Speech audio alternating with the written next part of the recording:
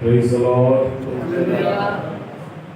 प्रभुको महानामर धन्यवाद करुछि। আজি पुणी थरे शांति नगर सियोन मंडल आसवा प्रभु प्रकाश देइछन्ति।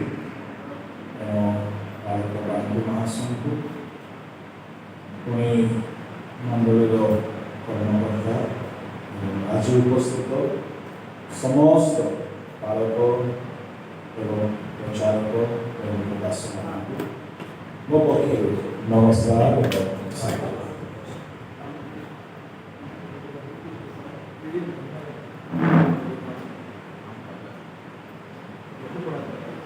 असंतो पदे प्रार्थना करवा।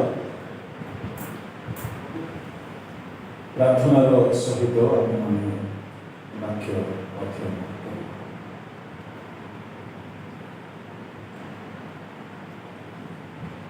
पवित्र मंगलमय स्वर्गीय पिता, तुम पवित्र महानामर धन्यवाद प्रशंसा गौरव करू। प्रभु इस समय आम मैंने तुम वाक्य अध्ययन करने चाहूँ। यही समय आम समस्त तुम श्रीमुखर मुख निश्रित शब्द सकल शुणा दियो एवं आम समस्ते जेपरिक उद्दीपित हेबु, जागृत हेबु, संजीवित हेबु। प्रभु ताहा आमମାନଙ୍କୁ ଶିଖା। समस्ते तुम दास माने दासी माने तुम्हार को दृष्टि रखी ए समय तुम्हार प्रभु तुम्हें वक्ता हो कथा तुम हस्तरे समर्पित हो प्रार्थना जिसु पढ़ा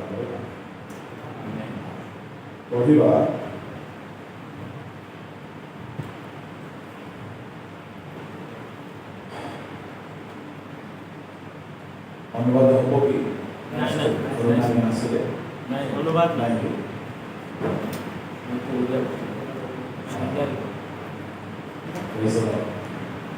हालेलुया हालेलुया ये समस्त कहवा हालेलुया हालेलुया। हमें आज ध्यान निमंते पढ़िबा गीत संहिता 2 ताहार 7। मो सही विधान प्रचार करी प्रभु मते कहले तुम्हें आमर पुत्र आज आमे तुमको जन्म देलु। आजिर बाइबल अध्ययनर विषय होछि तुम्हें आम्भर पुत्र आजी आम्भे तुमको जन्म देलु। आमे समस्त टिके पाई धरि कहबा तुम्हें आम्भर पुत्र आजी आम्भे तुमको जन्म देलु। गीत संहिता रे एहा भाववाणी भावरे लिखित होइथिला। एहाको आपण माने निश्चय अनेक थर पढ़िछंती हुए तो प्रचार मध्य करिथाय पारछि।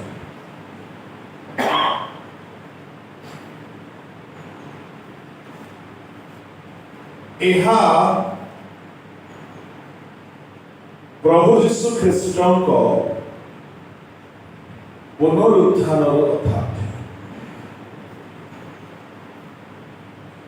तुम्हें आम्भर पुत्र आजी आम्भे तुमको जन्म देलु। एही भाववाणी एक जन्म सम्बंधी कथा अटे। ଏବଂ ଏହା ଯୀଶୁଙ୍କ ପୁନରୁତ୍ଥାନ ଦିନ ସଫଳ ହେଲା। କେମିତି? ବାଇବଲରେ ଅନେକ ଜନ୍ମ ପ୍ରକାର କଥା ଅଛି। ବାଇବଲର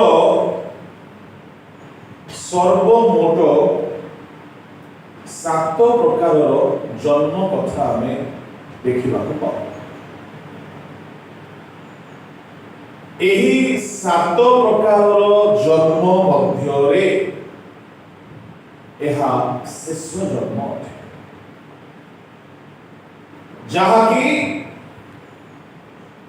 ପ୍ରତ୍ୟେକ ଈଶ୍ୱର ଆଶ୍ରିତ ଲୋକମାନଙ୍କୁ ଏହି ଶେଷ ଜନ୍ମ ପାଇବାକୁ ପଡ଼ିବ।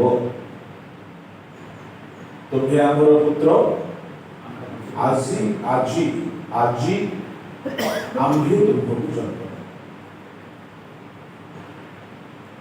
ଆମେ ଆଜି ଶବ୍ଦରେ ଲୁକ 2ରେ ମଧ୍ୟ ଗୋଟିଏ ଜନ୍ମଦିନରେ ଶୁଣୁଛୁ କ'ଣ ବୋଲି? ଆଜି ଦାଉଦଙ୍କ ନଗରରେ ପରିତ୍ରାଣକର୍ତ୍ତା ଜନ୍ମିଛୁ। କିନ୍ତୁ ଏହି ଯେଉଁ ପଦପର୍ବଟି ନିଆଗଲା ବା ଲେଖା ହୋଇଅଛି, ତାହା ସେ କଥା ନୁହଁ, ତାହା ଆଉ ଏକ ପ୍ରକାରର ଜନ୍ମର କଥା। ମୁଁ ସବୁ କଥାକୁ ଚୁମ୍ବକୀୟ ଭାବରେ ପଦେ ପଦେ କହିଲା ପରେ ଏହି ଶେଷ କଥାଟିକୁ ଆମେ ବିସ୍ତୃତ ଭାବରେ ଆଲୋଚନା ଅଧ୍ୟୟନ କରିବା। ଯେହେତୁ ଆମେ ପରୋକ୍ଷ ପ୍ରତ୍ୟକ୍ଷ ଭାବରେ ସେବାରେ ଜଡ଼ିତ ଅଛୁ, ଆଉ ଏହି ଜନ୍ମ ଆମେ ପାଇବାକୁ ପଡ଼ିବ। ଏହି ଜନ୍ମ ନିମନ୍ତେ ଅନେକଙ୍କୁ ପ୍ରସ୍ତୁତ କରିବାକୁ ପଡ଼ିବ। ଏହା ଏକ ଜନ୍ମ ଅଟେ। ଆସନ୍ତୁ କ୍ରମାନୁସାରେ ଆମେ ଦେଖିବା କ'ଣ କ'ଣ ଏ 7 ଗୋଟି ଜନ୍ମ। ପ୍ରଥମ ଜନ୍ମ ହେଲା ମା ବାପାଙ୍କ ଔରସରୁ ଜନ୍ମ, ଯାହା ଆମେ ଯୋହନ 1:12 ପଦରେ ପଢ଼ିବାକୁ ପାଉଛୁ। ପଢ଼ନ୍ତୁ। ମାତ୍ର ଯେତେ ଲୋକ ତାହାଙ୍କୁ ଗ୍ରହଣ କଲେ, ଅର୍ଥାତ୍ ଯେଉଁମାନେ ତାହାଙ୍କ ନାମରେ ବିଶ୍ୱାସ କଲେ, ସେ ସମସ୍ତଙ୍କୁ ସେ ଈଶ୍ୱରଙ୍କ ସନ୍ତାନ ହେବା ନିମନ୍ତେ ଅଧିକାର ଦେଲେ। 13 ସେମାନେ ରକ୍ତରୁ ଶରୀରର ଇଚ୍ଛାରୁ ଅବା ମନୁଷ୍ୟର ଇଚ୍ଛାରୁ ଜାତ ହେଲେ ନାହିଁ, ବରଂ ଈଶ୍ୱରଙ୍କଠାରୁ ଜାତ ହେଲେ। ଶରୀରର ଇଚ୍ଛାରୁ ଜାତ ହେବାର ଗୋଟିଏ କଥା, ମନୁଷ୍ୟର ଇଚ୍ଛାରୁ ଜାତ ହେବା। ଆମେ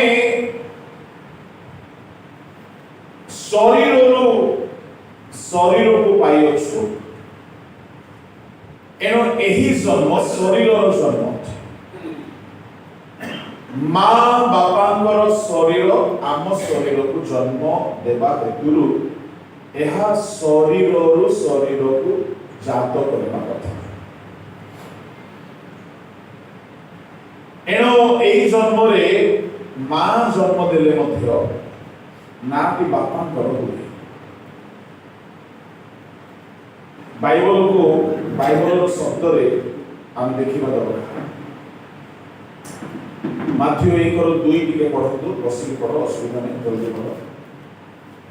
ଅବ୍ରାହମ ଇସାକକୁ ଜନ୍ମ ଦେଲେ। ବସ୍, ଇସାକକୁ କିଏ ଜନ୍ମ ଦେଲେ?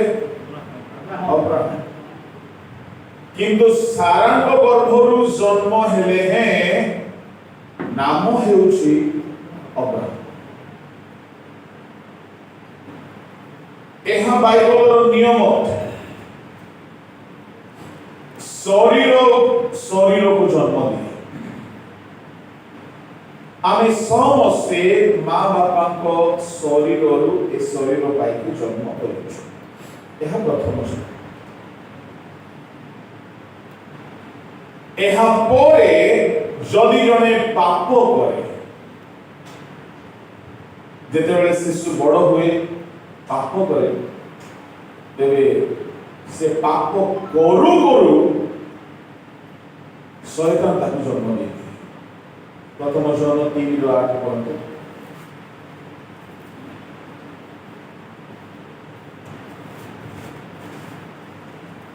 যে পাপ করে সে শয়তানରୁ ଜାତ। बस जे पाप करे से शयतान ठारू जात। तामाने माँ बापा को ठारू जन्म हेला परे जेतेबेले आमे कौनसी पाप करू करू शयतान संतान हेछ। माँ बापा संतान हेकी थाउ सत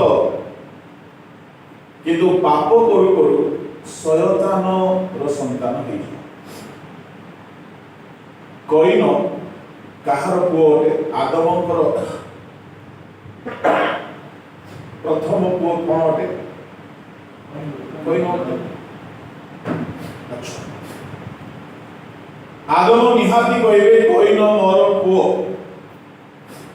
किंतु प्रथम जोहन 3:12 पढ़ो।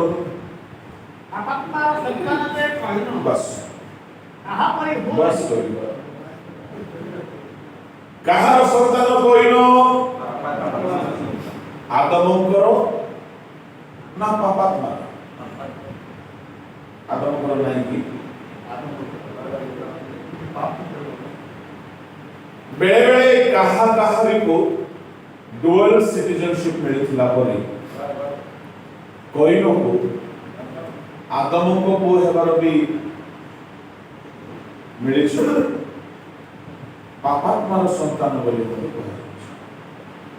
कहीं 8 9 10 11 12 मिसाई जदि पढ़िबा जणे माँ बापार औरसरु जन्म हेला परे मध्य से माँ बापार संतान हेकी थिबा सत्वे जदि पाप करे तो शयतानर संतान होइ जाय। तो शयतान जणे मनीष को पाप कराई की ताकू निजर छुआ भाव जन्म जन्म देला परे से ताकू पूरा ता ऊपर राजत्व करे।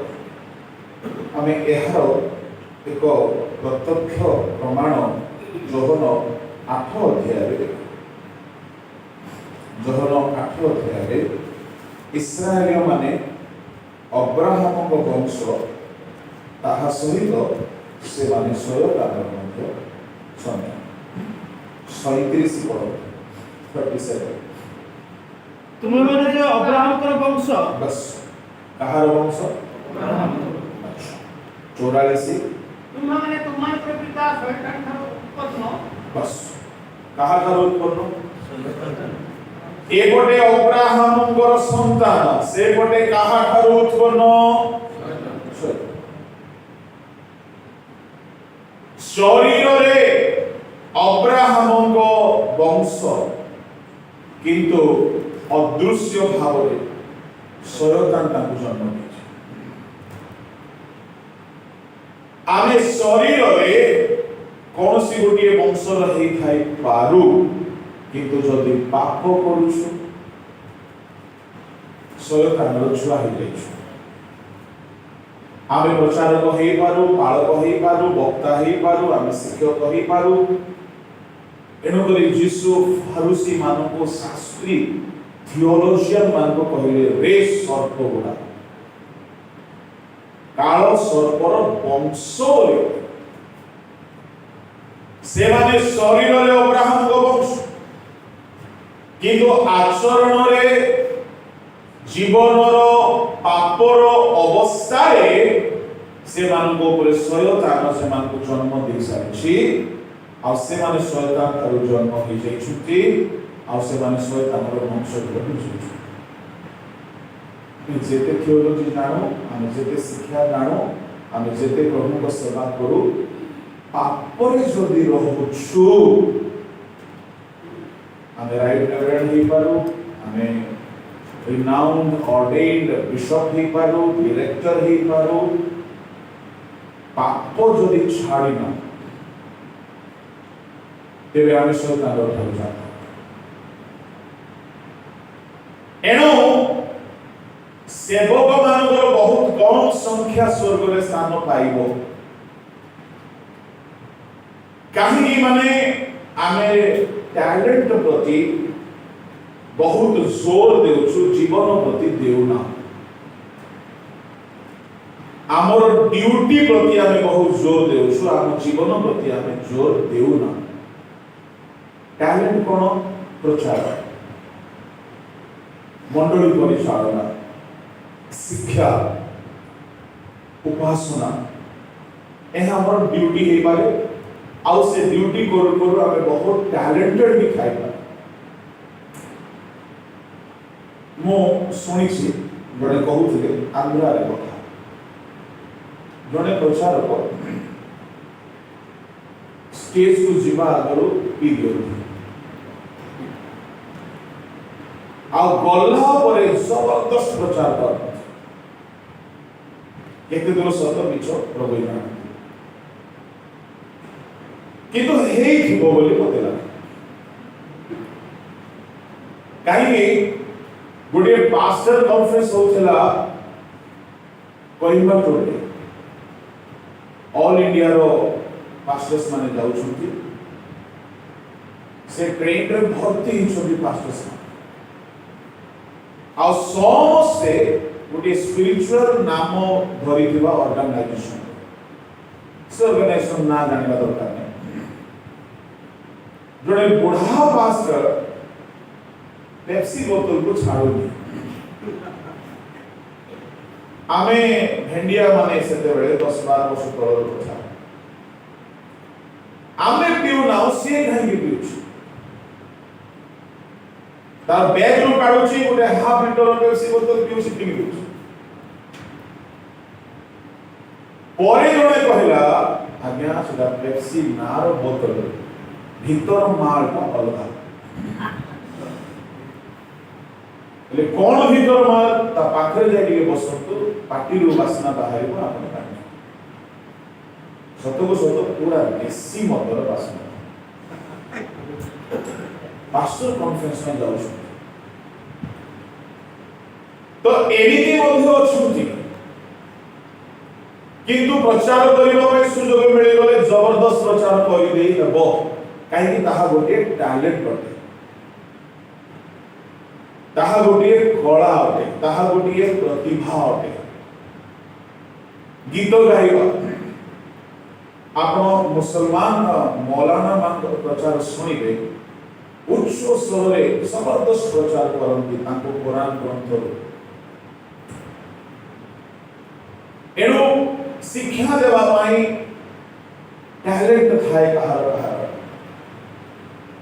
तेणु मंडली भितर टैलेंट शो भलरे ही जाए, आउ टैलेंट अनुसार बेले बेले लोके माने मध्य मान सम्मान आदर इत्यादि करंती, आउ बेले बेले इनकम मध्य ही जिवो, रोजगार भी ही जिवो। काई टैलेंट पैसा सहित कनेक्टेड अछि सब टैलेंट, किंतु पवित्रता जदि नाही ताहले आमे जेते टैलेंटेड पास्टर हेउ, एवांजेलिस्ट हेउ, स्पीकर हेउ, आमे शैतानर संतान कालो सर्पर वंश। एणु पाप मुक्त जीवन बिताइबार लक्ष्य रखु। पाप मुक्त जीवन पाउल बक्रतारे अपटु बोली लेखा अछि, किंतु पवित्रतारे सिद्ध। बक्रता शैली रे से पटुआर नहंती, निपुण नहंती, किंतु शैतान ताको देखिले चिन्हे पाउल की भय करे। एणु प्रभु को लोक माने आमे लक्ष्य रखिबा दरकार मु गोटे निपुण प्रतिभावान गोटे टैलेंटेड प्रीचर हेउ कि न हेउ मु जने पवित्र लोक हे कहीं गोटे पाप थिले शयतान सुजोग पाइछे मोसा को सबको कहला मोहर सब बोले शयतान पाप थिले शयतान सुजोग पाइ यह शयतान ठारू जन्म नेबार एक कारण होइछ जदि जने पापरे जीवन बिताउछि माने से सीधा सड़क चर्च भीतर थिबा शयतान रो पुओ से आउ से लेखै पारे राइट रेवरेंड मोस्ट रेवरेंड नमको जहाँ भी लेखाई पारे कि शयतान रो पिला से आउ शयतान ताको मझी मझी विजिट करिबो ताहा उपरे कर्तृत्व अधिकार आधिपत्य देखाइबो विभिन्न माध्यम रे रोग पारिवारिक समस्या अशांति दुख कष्ट भाव राजत्व करिबो एणु पाप शून्य जीवन बिताइबा हमर लक्ष्य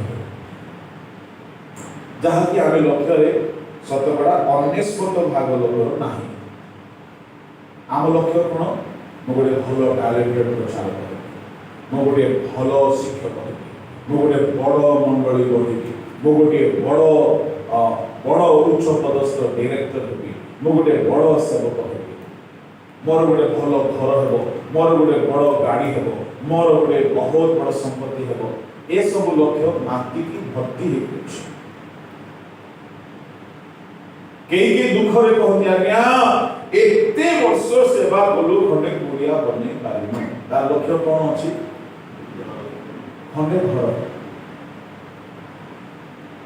मो आत्म बढ़िबा ପାଇଁ कहू नाही मो चाहिथिले भलो घर बनाई पारि थांती किंतु घर मोर लक्ष्य रे नाही मोर लक्ष्य रे घर नाही काहे की घर नाही मते प्रभु घर बाहर जाओ बोली कहिथिले अब्राहम को कहला परे घर बाहर जाओ आ यीशु को शिष्य माने घर बाहर की सेवा कले केबे घर बनेइले नाही ताबले यहाँ न यदि प्रभु दिने घर दे रहिबे किंतु घर मन लक्ष्य आपनकर लक्ष्य रे घर न रहो घर मिलुची बहुत न मिले भड़ा घर नि बहुत घर को लक्ष्य बनातु नाही नले कुआडू पैसा आसीबो केमिति हेबो मिनिस्ट्री छाडी दे से लक्ष्य पाया मु आम स्त्री को मते धन्यवाद देबी से मते मते एनकरेज करे कहे क्या जरूरी है घर बना से भी कहे क्या जरूरी है सही बात सत्य कथा मत मो काली सकाळे थिली टाटा रे काली संध्या रे थिली भुवनेश्वर रे काली राति रे पहुंचली बालाखंडी रे काली भी पळेबी इंद्रावती और दिन को पळेबी भवानीपटना 3 दिन पर पळेबी टाटा तापरे जीवी अंधमाल तापरे जीवी मोहना तापरे फेरबी कोनिकाटा तो आजी तांको घरे काली भी आपणको घरे पर दिन को गिरजा घरे एमती हेउ प्रभु को घरे तो पहुंची जिवो जदी प्रभु गिफ्ट रे घर दे देबे मना करबा जदी घर न देले घरे तो अच्छु ना 3टा बेले राति रे पहुंचला बेले एसी रूम को रेडी अछि आ कोन दरकार स्टेशन रे पहुंचला बेले गाड़ी उठे अछि कोन गाड़ी दरकार तार अर्थ न कि एसी रूम थिले ही हबो जो बाहर चलबो आमर लक्ष्य रे घर न था आमर लक्ष्य रे टंका उपार्जन न था सेवक माने बहुत ध्यान दियंतु मुदा ए सब ध्यान रे रखी कि पवित्र जीवन लक्ष्य को भूली जाइछा पाप और पाप करी लाभ नहीं पाप अभ्यास ही गलानी पर चर्चा पर निंदा लोभ सांसारिक अभिलाष शारीरिक अभिलाष ଆଉ ପାପ କରି ଜଣା ପଡେ ନାହିଁ। କାହିଁକି ଜଣା ପଡେ ନାହିଁ? ଗୋଟେ ପ୍ରଚାର ଭଲ ହେଇଗଲା, ଗୋଟେ 10 ଲୋକ ପ୍ରଶଂସା କରିଦେଲେ ମୁଣ୍ଡ ବୁଲା ଷ୍ଟାର୍ଟ ହେଇଯାଏ। କଣ ପ୍ରଚାର କଲି ମୁଁ, ଏ ଭାବଟା ଆସେ। କେତେ ଲୋକ ଆମକୁ ପ୍ରଶଂସା କରନ୍ତି, ସତ ପ୍ରଶଂସା କରନ୍ତି। ପ୍ରଶଂସା ଶୁଣିଦେଲା ପରେ ଆମର ସ୍ତର ମନରେ ଉପରକୁ ଚାଲିଯାଏ, ଆଉ ଆମେ ନିଜର ଭୁଲକୁ ଦେଖୁନା। ତାପରଠାରୁ ଯେହେତୁ ପ୍ରଚାର ଭଲ ଚାଲିଥାଏ, ଏପଟେ ଜୀବନ ଧୀରେ ଧୀରେ ଧୀରେ ପଙ୍କରେ ସଢିଲା ପରି ସଢୁଥାଏ, ଆଉ ଶେଷ ଦିନରେ ବହୁତ ଅସୁବିଧା ହେବ। ଶୈତାନ କହିବେ ଏଇଟା ମୋର ବଂଶର ଲୋକ, ପ୍ରଭୁ ଏଇଟା ମୋର ବଂଶର ପିଲାମାନେ ପ୍ରଚାର କରି ତମ କାମ କରୁଥିଲେ, କିନ୍ତୁ ବଂଶ ତ ମୋର। ଏତେ ବଡ଼ ପ୍ରଚାରକ ହୋଇ ଯଦି ଆମେ ତାର ବଂଶରେ ଥିବା, ବିଚାର ଦିନରେ କଣ ସେ ଛାଡ଼ିବ? ଏଣୁ ଟ୍ୟାଲେଣ୍ଟେଡ ପ୍ରିଚର ହେବା ପାଇଁ ବାୟା ହେବା ନାହିଁ, ପବିତ୍ର ଜୀବନ ବିତାଇବା ପାଇଁ ସର୍ବଦା ଯତ୍ନଶୀଳ ହେଲେ, ଯଦି ପ୍ରଭୁ ଚାହିଁବେ ଆମକୁ ପ୍ରିଚର ହେବା ପାଇଁ ସେ କରିବେ, ଯଦି ସେ ଚାହିଁବେ ନାହିଁ ତ ଆଉ କିଛି ବି କରିବେ। ପୃଥିବୀର ପ୍ରାନ୍ତ ପର୍ଯ୍ୟନ୍ତ ସୁସମାଚାର ନେଇକି ଯିବା ପାଇଁ ପ୍ରଭୁଙ୍କର ମିଶନ ଅଛି। ସେ ମିଶନ ପାଇଁ ଆମେ ଫିଟ୍ ଥିଲେ ସେ କରିବେ, ନହେଲେ ଆଉ କାହା ଦ୍ୱାରା କରିବେ। ସେ ସୂଚି ପାତ୍ରକୁ ବ୍ୟବହାର କରନ୍ତି, ସେ ପବିତ୍ର ପାତ୍ରକୁ ବ୍ୟବହାର କରନ୍ତି। ଏଣୁ ପାପ କରିକି ଶୟତାନର ବଂଶଧର ହେଇକି ଆମେ ଭାବିବା କଥା ନାହିଁ ଯେ ଆମେ ପ୍ରଭୁଙ୍କ ରାଜ୍ୟକୁ ଚାଲିଛୁ। ଏଣୁ ଯିଏ ପାପ କରେ ସେ ଶୟତାନ ଠାରୁ ଜନ୍ମ ନିଏ। ଏହାପରେ ତୃତୀୟ ଜନ୍ମ ହେଉଛି ଯେ ପାପରୁ ଫେରେ ସେ ପୁନର୍ଜନ୍ମ ପ୍ରାପ୍ତ କରେ। ତୃତୀୟ ଜନ୍ମ ହେଉଛି ପୁନର୍ଜନ୍ମ। ପୁନର୍ଜନ୍ମ ଯୋହନ 3:3 ଆଉ ପଢନ୍ତୁ। ଯୀଶୁ ତାଙ୍କୁ ଉତ୍ତର ଦେଲେ, ସତ୍ୟ ସତ୍ୟ ମୁଁ ତୁମକୁ କହୁଅଛି, ପୁନର୍ବାର ଜନ୍ମ ନହେଲେ କେହି ଈଶ୍ୱରଙ୍କ ରାଜ୍ୟ ଦେଖିପାରେ ନାହିଁ। ପୁନର୍ଜନ୍ମ ଯାକୋବ 1:18 ପଢନ୍ତୁ।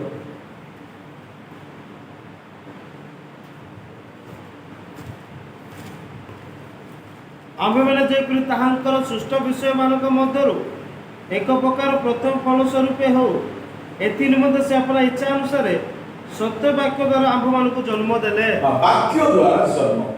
ପ୍ରଥମ Peter 1:23 ପଢନ୍ତୁ।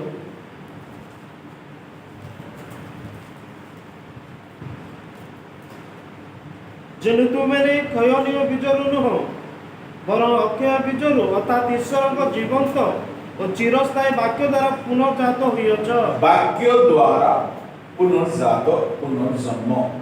ତିତସ 3:5 ପଢନ୍ତୁ।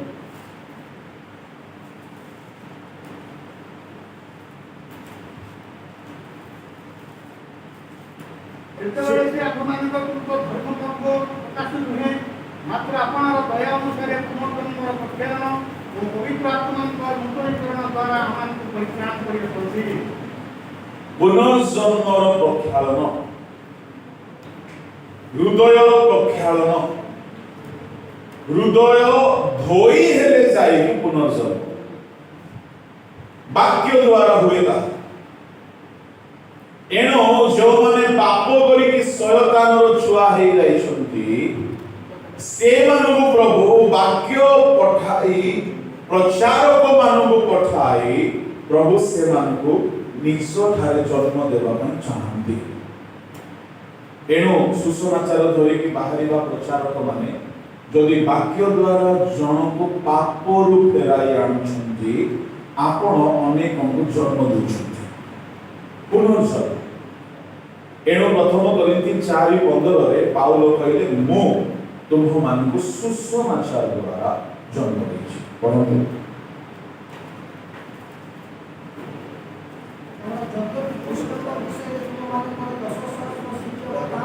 हाँ ठीक है, जोर पढ़ो। କାରଣ ଯଦ୍ୟପି କୃଷ୍ଣଙ୍କ ବିଷୟରେ ତୁମମାନଙ୍କର 10 ସହସ୍ର ଶିକ୍ଷକ ଥାନ୍ତି, ତଥାପି ତୁମମାନଙ୍କର ଅନେକ ପିତା ନାହାନ୍ତି। କାରଣ କୃଷ୍ଣ ଯୀଶୁଙ୍କଠାରେ ତୁମମାନଙ୍କୁ ସୁସମାଚାର ଦ୍ୱାରା ଜନ୍ମ ଦେଇଅଛୁ। ପ୍ରଥମ କରିନ୍ଥୀ 4:15 ସୁସମାଚାର ଦ୍ୱାରା ଜନ୍ମ।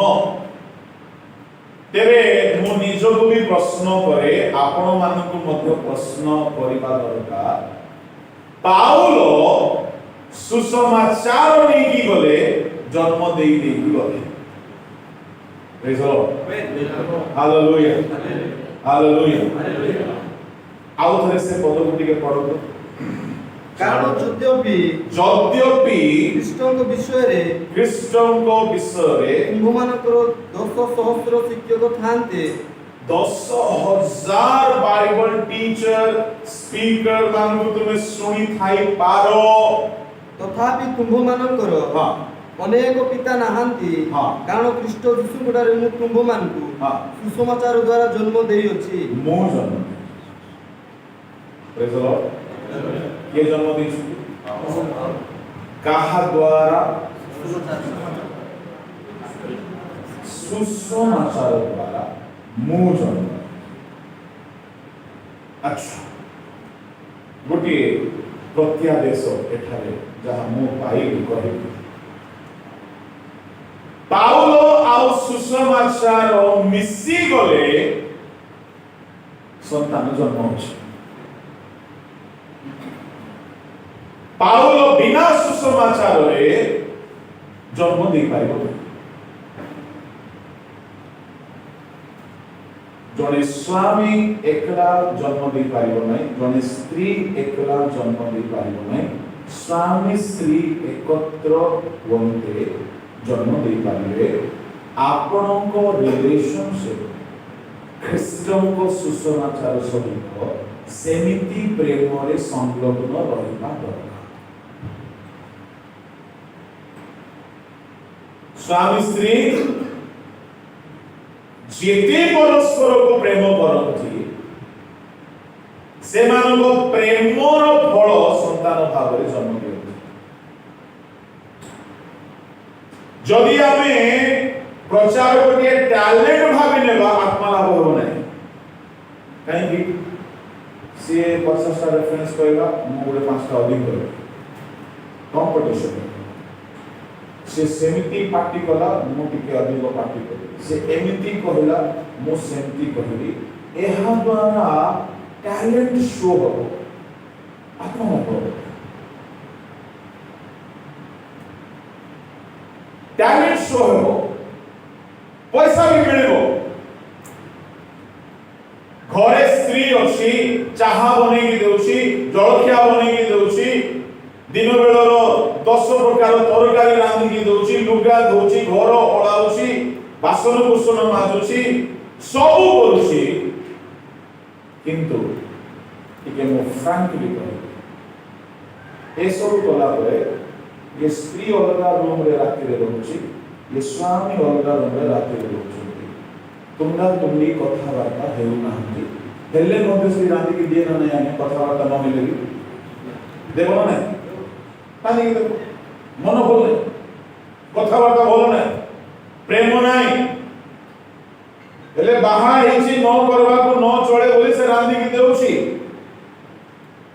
घर ओळाउछि बासन कुसन माजुछि एंती रहिले पिला छुआ जन्म हो कि हो सुनंतु प्रभु प्रचार करिवा पे वाक्य देई दउछन्ति से वाक्य द्वारा तने केतेटा छुआ को जन्म देइछो जदि जन्म देना प्रभु को सहित तुम्हारा संपर्क ठीक झगड़ा हेले स्त्री माड़ो खाई मध्य बेले बेले गाली सुनी मध्य मोर स्वामी बोली की से रानी की देबो लुगा धोई की देबो घर ओळाइबो पिला सारा जत्न नेबो किंतु फैमिली आगो को जदि पढेबा अछि यह गोटे प्रेम द्वारा पढे पाउलो कहले सुसमाचार विषय मु लज्जाबोध करे नाही ख्रीष्ट को विषय मु उजगी ख्रीष्ट को प्रेम मते के उछिन्न करबो ता माने गोटिए प्रेम संपर्क ईश्वर को सहित जदि हे गला से प्रेम रे परमेश्वर को शक्ति अधिष्ठान करे आ से शक्ति युक्त वाक्य अनेकों को पाप रुपे गोटिए प्रचार जदि 3000 को जन्म दे पारिला गोटे प्रचार जदि 5,000 को जन्म दे पारला यह कौन था सुसमाचार ईश्वर शक्ति एंटरटेनमेंट परफॉर्मेंस बहुत चली मिनिस्ट्री ना जदि आजिकल प्रचार गुड़ा को आम तौली देखा एंटरटेनमेंट बहुत अच्छी कि हसेला हसी हसी पेट पुणी झिमी बथा केते हसुथिले पितर पाउल को जिसु केते हसई छथि कॉमेडी नाइट के हसीबा टार्गेट न हेउ बेले बेले आमे रेफरेंस को टार्गेट को एतिकी रेफरेंस कोइ पितर को जदि आमे पचारिबा पितर आज्ञा आपण केते रेफरेंस करथिले से कहले बा रेफरेंस कोन बोली पचारे जानि ना हम जी रेफरेंस कहिबा खराब नुहे आम लक्ष्य ताहा न हो आमर लक्ष्य हो मु प्रचार करिबी आम मंडली रे मधुआ चोर डकायत व्यभिचारी पापी मधुआ पानकिया खैनिकिया सब अछंती ए माने वाक्य सुनी पाप रो फेरिकी सुसमाचार द्वारा जन्म हेबा ताहा जदि हम करि पारलो हम किछि लोक को जन्म देबो सुसमाचार द्वारा प्रभु को महानगर धन्यवाद हो अनेक सुसमाचार प्रचारक मैंने अच्छे ओडिशा जो मैंने किसी किसी विजाति अणख्रिस्टियान गाँव को जाए सुसमाचार कही देखिले शुणिले आनंद लगे दुर्दांत अंधकार शक्ति गुड़ा दूर कर सुसमाचार प्रचार कर जन्म दे मंडली गढ़ी से माने फेमस ना से माने फेमस ना प्रभु तो लोक माने तो तृतीय जन्म होची सुसमाचार द्वारा जन्म वाक्य द्वारा जन्म यह परित्राण बोली मध्य कहा जाए यह आम द्वारा प्रभु को कर्म प्रभु को अनुग्रह रु आम द्वारा हेबा दरकार जदि आपण ए जाय गोटे हेले छुआ जन्म देई नांती आपण बंधिया प्रचारक केमती प्रचारक बंधिया जदि बंधिया ताहले आपण स्वामी सहित आपण संपर्क ठीक नै प्रचारक माने एहा सीरियस नेबा दरकार आम सेवा कार्य आम मिनिस्ट्री किसी लोग जन्म होती कि जन्म होती आम बंधा ना बंधा यह तृतीय जन्म आम द्वारा प्रभु को संतान गुड़ाक जन्म हेले प्रेज द लॉर्ड हालेलुया चतुर्थ पंचम जन्म जलरु जन्म डुबन पवित्र आत्मा रे जन्म पवित्र आत्मा जोहन 3:5 यीशु उत्तर देले सत्य सत्य मुझे कहोछि जल आत्मा जन्म न हेले केही ईश्वर को राज्य रे प्रवेश करि पाए ना एठारे 4 नंबर जन्म और 5 नंबर जन्म कथा कहला जल और आत्मा रो जन्म जलर जन्म बोली कहले सीधा सड़क डुबन अटे डुबन गोटे जन्म तुल्य अनुभूति नहीं आसे प्रभु को लोक माने जने जदि डुबन निये वास्तव रे मन परिवर्तन करिके डुबन निये ताहा हेले तार पुरातन विश्व लोक पाइछे जन्म रे कोन हुए जेते जन्म अछि 7 गोटी जन्म अछि सबु जन्म रे पुरातन विषय समाप्त हुए नूतन विषय आरंभ हुए यह कोई जन्म कहा निकोदेमो आसिके पचारे गुरु यीशु कहिले पुनर्जन्म नेबा पड़िबो न हेले स्वर्ग राज्य रे जाई पारिबो नै तुमे फारूसी हे पारो तुमे स्पिरिचुअल गुटे लीडर हे पारो पुनर्जन्म न हेले जाई पारिबो नै निकोदेमो न पुनर्जन्म ऊपर टिके फोकस करो जलरु जन्म हेबा पाई चेष्टा करो निकोदेमो आत्मारु जन्म हो से भाबिले आउ थरे केमिति प्रभु मा पेटरु जाई जन्म हेबी बोला ना ना ना ना ना एहा आध्यात्मिक जन्म एहा मा पेटरु जन्म कथा नाही एहा एको अदृश्य आध्यात्मिक जन्मर अनुभूति ଏହା ଏକ ଏକ୍ସପିରିଏନ୍ସ। ମା ପେଟରୁ ଯେଉଁ ଦିନ ଛୁଆ ଜନ୍ମ ହୁଏ ତା ମା ପେଟରୁ ଦୁନିଆ ଛାଡ଼ି ନୂଆ ଦୁନିଆରେ ପାଦ ରଖେ। ତାର ଖାଇବା ଚେଞ୍ଜ ହେଇଯାଏ, ତାର ନିଶ୍ୱାସ ପ୍ରଶ୍ୱାସ ଚେଞ୍ଜ ହେଇଯାଏ, ତାର ଚଲାବୁଲା ଚେଞ୍ଜ ହେଇଯାଏ, ତାର ଚାଲିଚଳନ ଚେଞ୍ଜ ହେଇଯାଏ। ମା ପେଟରେ ରହିବା ଚାଲିଚଳନ ଅଲଗା, ଜନ୍ମ ହେଲା ପରେ ଚାଲିଚଳନ ଅଲଗା। ମା ପେଟର ଖାଦ୍ୟ ପାଟିରେ ଖାଏ ନାହିଁ, ନାଭିରେ ଆସେ, ବାହାରେ ଜନ୍ମ ହେଲା ପରେ ପାଟିରେ ଖାଏ। ମା ପେଟରେ ବସା ଉଠା ଦୌଡ଼ା ଦୌଡ଼ି ଶୋଇବା ଅଲଗା, ବୁଲେ କିନ୍ତୁ ଅଲଗା। ଜନ୍ମ ହେଲା ପରେ ଶୋଇବା ଖାଇବା ରହିବା ବୁଲିବା ଅଲଗା। ମା ପେଟର ଗ୍ରୋଥ ତାଠୁ ଅଧିକ ନାହିଁ। ଜନ୍ମ ହେଲା ପରେ 70-80 ବର୍ଷ ଯାଏ ଆୟୁଷ ଅଛି। ତେଣୁ ଗୋଟେ ନୂଆ ଦୁନିଆକୁ ଆସିବା ହେଉଛି ଜନ୍ମ। ତେଣୁ ଫାରୁସି ନିକୋଦିମକୁ ଯୀଶୁ କହିଲେ ତମେ ପୁନର୍ବାର ଜନ୍ମ ହେବାକୁ ପଡ଼ିବ।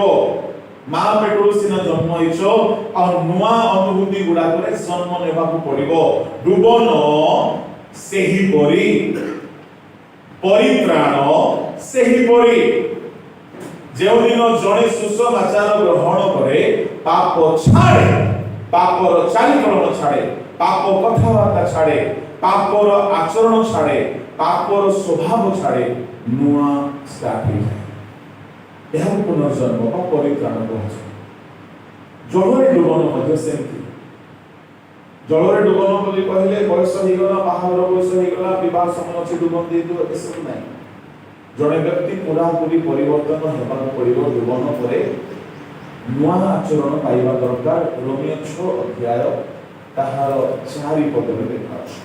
ଅତଏବ ଆମ୍ଭେମାନେ ବାପ୍ତିସ୍ମ ଦ୍ୱାରା ମରଣରେ ତାହାଙ୍କ ସହିତ ସମାଧି ପ୍ରାପ୍ତ ହୋଇଅଛୁ, ଯେପରି ଖ୍ରୀଷ୍ଟ ପିତାଙ୍କ ଗୌରବ ଦ୍ୱାରା ମୃତମାନଙ୍କ ମଧ୍ୟରୁ ଯେଉଁ ପ୍ରକାର ଉତ୍ଥାପିତ ହେଲେ, ଆମ୍ଭେମାନେ ମଧ୍ୟ ସେହି ପ୍ରକାର ଜୀବନର ନୂତନ ଭାବରେ ଆଚରଣ କରୁ। ନୂତନ ଆଚରଣ, ନୂତନ ଆଚରଣ, ପୁରାତନ ଆଚରଣ ସମାପ୍ତି, ଏହା ଡୁବନରେ ହୁଏ। ପବିତ୍ର ଆତ୍ମାରେ ଜନ୍ମ ମଧ୍ୟ ସେପରି ଅଟେ। ପବିତ୍ର ଆତ୍ମାର ଜନ୍ମ ମଧ୍ୟ ସେପରି ଅଟେ। ପବିତ୍ର ଆତ୍ମାର ଜନ୍ମ କେମିତି ସେପରି ଅଟେ? ପେଣ୍ଟିକଷ୍ଟ ଦିବସରେ ଶିଷ୍ୟମାନେ ସେଦିନ ପର୍ଯ୍ୟନ୍ତ ଗୋଟିଏ ପ୍ରକାର ଆଚରଣ, ବସିବା ଉଠିବା ଚାଲିବା କଥାବାର୍ତ୍ତା ସେବା ଗୋଟିଏ ପ୍ରକାର ଥିଲା। ପେଣ୍ଟିକଷ୍ଟ ଦିବସରେ ଏକ ନୂଆ ଜନ୍ମ ପାଇଗଲେ, ନୂଆ ଦୁନିଆରେ ପାଦ ରଖିଲେ। ତାଙ୍କ କଥାରେ ପାୱାର ବାହାରିଲା, ତାଙ୍କ ହସ୍ତାର୍ପଣରେ ଶକ୍ତି ବଢ଼ିଲା, ତାଙ୍କ ପ୍ରାର୍ଥନାରେ ଭୂମିକମ୍ପ ହେବାକୁ ଲାଗିଲା, ତାଙ୍କର ଗୀତରେ ବନ୍ଧନ ଗୁଡ଼ାକ ଛିଣ୍ଡିବାକୁ ଲାଗିଲା, ତାଙ୍କ ଶିକ୍ଷାରେ ଲୋକମାନଙ୍କ ହୃଦୟ ଫିଟିଗଲା, ତାଙ୍କ ବାପ୍ତିସ୍ମ ଏଫେକ୍ଟିଭ ହେଲା, ତାଙ୍କର ପ୍ରଚାର ଅନେକଙ୍କୁ ପରିବର୍ତ୍ତନ କଲା। ଆଉ ସେମାନେ ସତରେ ଗୋଟେ ନୂଆ ଜନ୍ମ ପାଇଲେ। ପବିତ୍ର ଆତ୍ମାରେ ଜନ୍ମ ନେବାର ସବୁ ଲୋକର ସେ ଅନୁଭୂତି ହେବାର। ଏହା 5 ଗୋଟି ଜନ୍ମ ହେଲା। 6 ନମ୍ବର ଜନ୍ମ କଥା ଟିକେ ଶୁଣିବା। 6 ନମ୍ବର ଜନ୍ମ କଥା ହେଉଛି ଗୀତ ସଂହିତା 87 ତାହାର 5, 6 ପଦ। ସଦାପ୍ରଭୁ ଗୋଷ୍ଠୀବର୍ଗର ନାମ ଲେଖିବା ସମୟରେ ଏ ଜଣ ସେଠାରେ ଜାତ ହେଲା ବୋଲି ଗଣନା କରିବେ। 4 ଲୋକ। ମୋ ଜାଣିବା ଲୋକଙ୍କ ତୁଲ୍ୟ ମୁଁ ରାହାବ ଓ ବାବିଲକୁ ଉଲ୍ଲେଖ କରିବି। ପଲେଷ୍ଟିଆ ଓ ସର ଓ କୁଶକୁ ଦେଖ, ଏହି ଜଣ ସେଠାରେ ଜାତ ହେଲା। ଆହୁରି ସିଓନ ବିଷୟରେ କୁହାଯିବ, ଏ ଜଣ ଓ ସେ ଜଣ ତହିଁ ମଧ୍ୟରେ ଜାତ ହେଲେ। ପୁଣି ସର୍ବପରିତ ସ୍ୱୟଂ ତାହା ସୁସ୍ଥିର କରିବେ। ସଦାପ୍ରଭୁ ସର୍ବଗୋଷ୍ଠୀର ନାମ ଲେଖିବା ସମୟରେ ଏ ଜଣ ସେଠାରେ ଜାତ ହେଲା ବୋଲି ଗଣନା କରିବେ। ଗାୟକ ଓ ନର୍ତ୍ତକମାନେ କହିବେ, ମୋହର ସବୁ ଝର ତୁମ୍ଭଠାରେ ଅଛି। ଆଚ୍ଛା, 87 ଗୀତର 5 ପଦରେ ଆମେ ଦେଖିବାକୁ ପାଉଛୁ, ଆହୁରି ସିଓନ ବିଷୟରେ କୁହାଯିବ। କ'ଣ କୁହାଯିବ? ଏ ଜଣ ସେ ଜଣ ତହିଁ ମଧ୍ୟରେ ଜାତ ହେଲେ। କାହା ବିଷୟରେ କୁହାଯିବ? ସିଓନ। ସିଓନ କ'ଣ ଅଟେ? ସିଓନ 3 ପ୍ରକାରର ସିଓନ ବାଇବଲରେ ଅଛି। प्रथम स्वर्ग रे गोटे सियोन अछि जहाँ हमें जोएल 3:17 रे पढ़ु।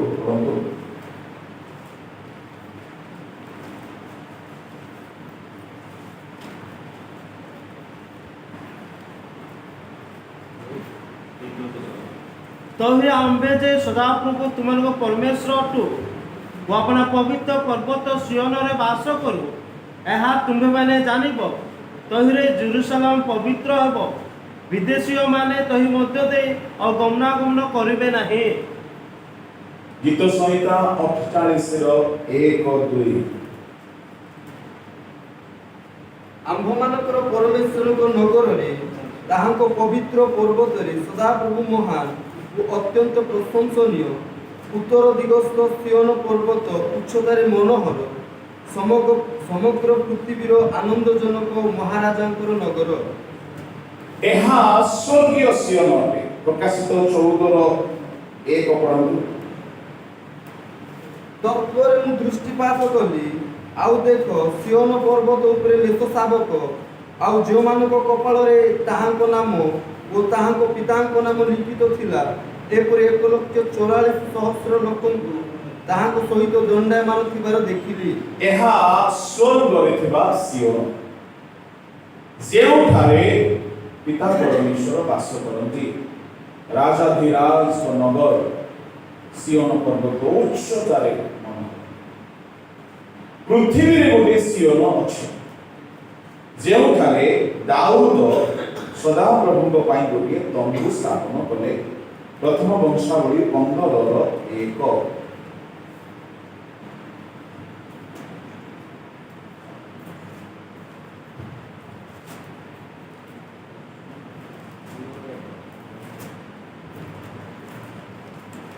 ଆହୁରି ଦାଉଦ ଆପଣା ପାଇଁ ଦାଉଦ ନଗରରେ ଅନେକ ଗୃହ ନିର୍ମାଣ କଲେ ଆଉ ପରମେଶ୍ୱରଙ୍କ ସିନ୍ଦୁକ ପାଇଁ ଏକ ସ୍ଥାନ ପ୍ରସ୍ତୁତ କରି ତହି ପାଇଁ ଏକ ତମ୍ବୁ ସ୍ଥାପନ କଲେ। ସଦାପ୍ରଭୁଙ୍କ ନିମନ୍ତେ ଗୋଟିଏ ସ୍ଥାନକୁ ସେ ମନୋନୀତ କଲେ। ସେଠାରେ ସେ ତମ୍ବୁ ସ୍ଥାପନ କଲେ। ଏହା ପୃଥିବୀରେ ଥିବା ସିୟନ। ସେ ପର୍ବତକୁ ଯିବା ପାଇଁ ସେ ନିୟମ ବସାଇଲେ। ଗୀତ 15:24 କିଏ ତାଙ୍କ ପବିତ୍ର ପର୍ବତରେ ଆରୋହଣ କରିବ ବୋଲି ସେ ନିୟମ କଲେ। ଏହା ଦ୍ୱିତୀୟ ସିୟନ। ତୃତୀୟ ସିୟନ ହେଲା ସେବକ ମାନଙ୍କ ମଧ୍ୟରେ ଯେଉଁମାନେ ଆପୋଷ୍ଟଲିକ ଆହ୍ୱାନରେ ଆହୁତ, ସେମାନେ ଗୋଟିଏ ଗୋଟିଏ ସିୟନ। ସମସ୍ତେ ନୁହନ୍ତି, ଯେଉଁମାନଙ୍କର ଆହ୍ୱାନ ପ୍ରେରିତ ସେମାନେ ଗୋଟିଏ ଗୋଟିଏ ସିୟନ। ଗୀତ ଜିସାୟା ପୁସ୍ତକ ବାହାର କରନ୍ତୁ। ଆଉ ଜିସାୟା ପୁସ୍ତକର ତାହାର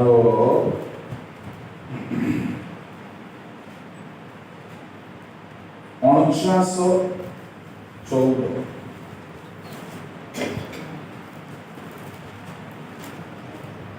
ମାତ୍ର ସିୟୋନ କହିଲା, ସଦାପ୍ରଭୁ ମୋତେ ତ୍ୟାଗ କରିଅଛନ୍ତି, ପ୍ରଭୁ ମୋତେ ପାଶୋରି ଅଛନ୍ତି।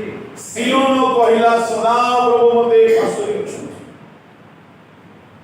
ଯେଉଁ ସେବକମାନେ ସିୟନକୁ ଯିବେ ସେମାନଙ୍କର ସଂଖ୍ୟା ନିରୂପିତ ଅଟେ। 1,44,000 ସେବକମାନେ ସିୟନକୁ ଯିବେ, ସଂଖ୍ୟା ନିରୂପିତ ଅଟେ।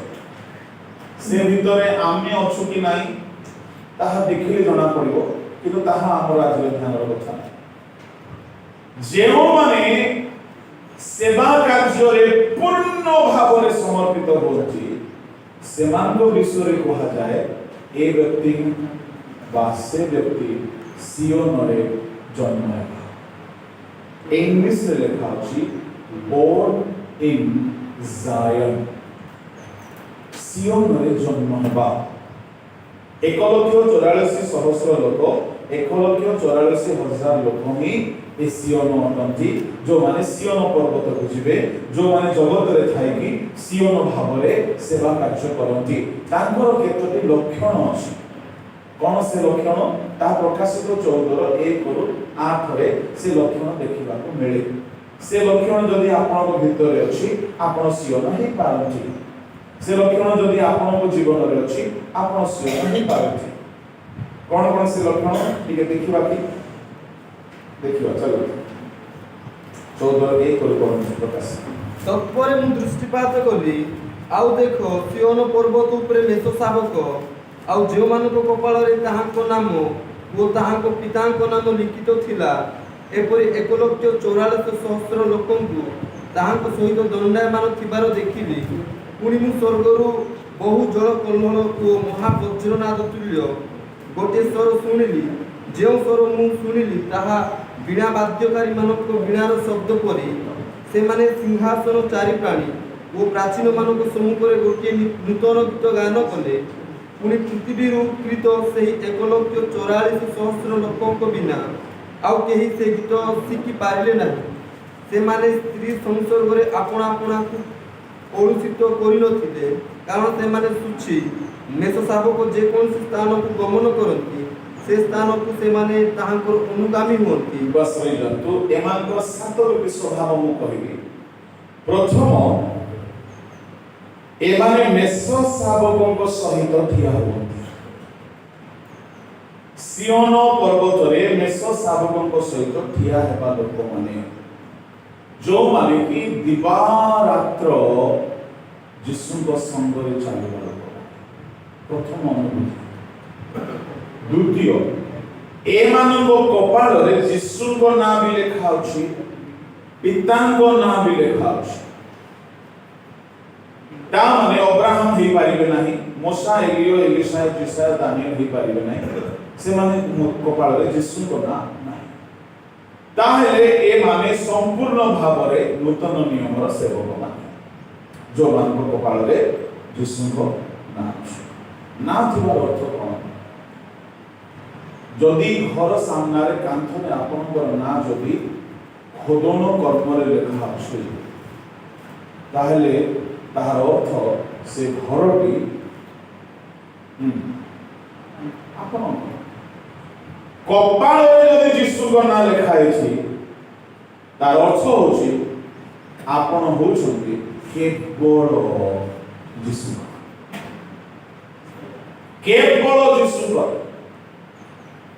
एणु कपाଳରେ କଇନରକୁ ଚିହ୍ନ ମିଳିଲା, କପାଳରେ ଉଷ ରାଜାକୁ ବି କୁଷ୍ଠ ରୋଗ ମିଳିଲା, କପାଳରେ ଭଣ୍ଡ ଖ୍ରୀଷ୍ଟ ବି ମୋହର ମାରିବ, କପାଳରେ ଯୀଶୁଙ୍କ ନାଁ ପିତାଙ୍କ ନାଁ ବି ଲେଖା ଅଛି। କଇନକୁ ଗୋଟେ ଚିହ୍ନ ମିଳିଲା ଯାହା ଭୟଙ୍କର। ଉଷ ରାଜାକୁ କପାଳରେ ହିଁ କୁଷ୍ଠ ରୋଗ କାହିଁକି ହେଲା? କଥା କହନ୍ତି ନା କପାଳ ଖରାପ ବୋଲି।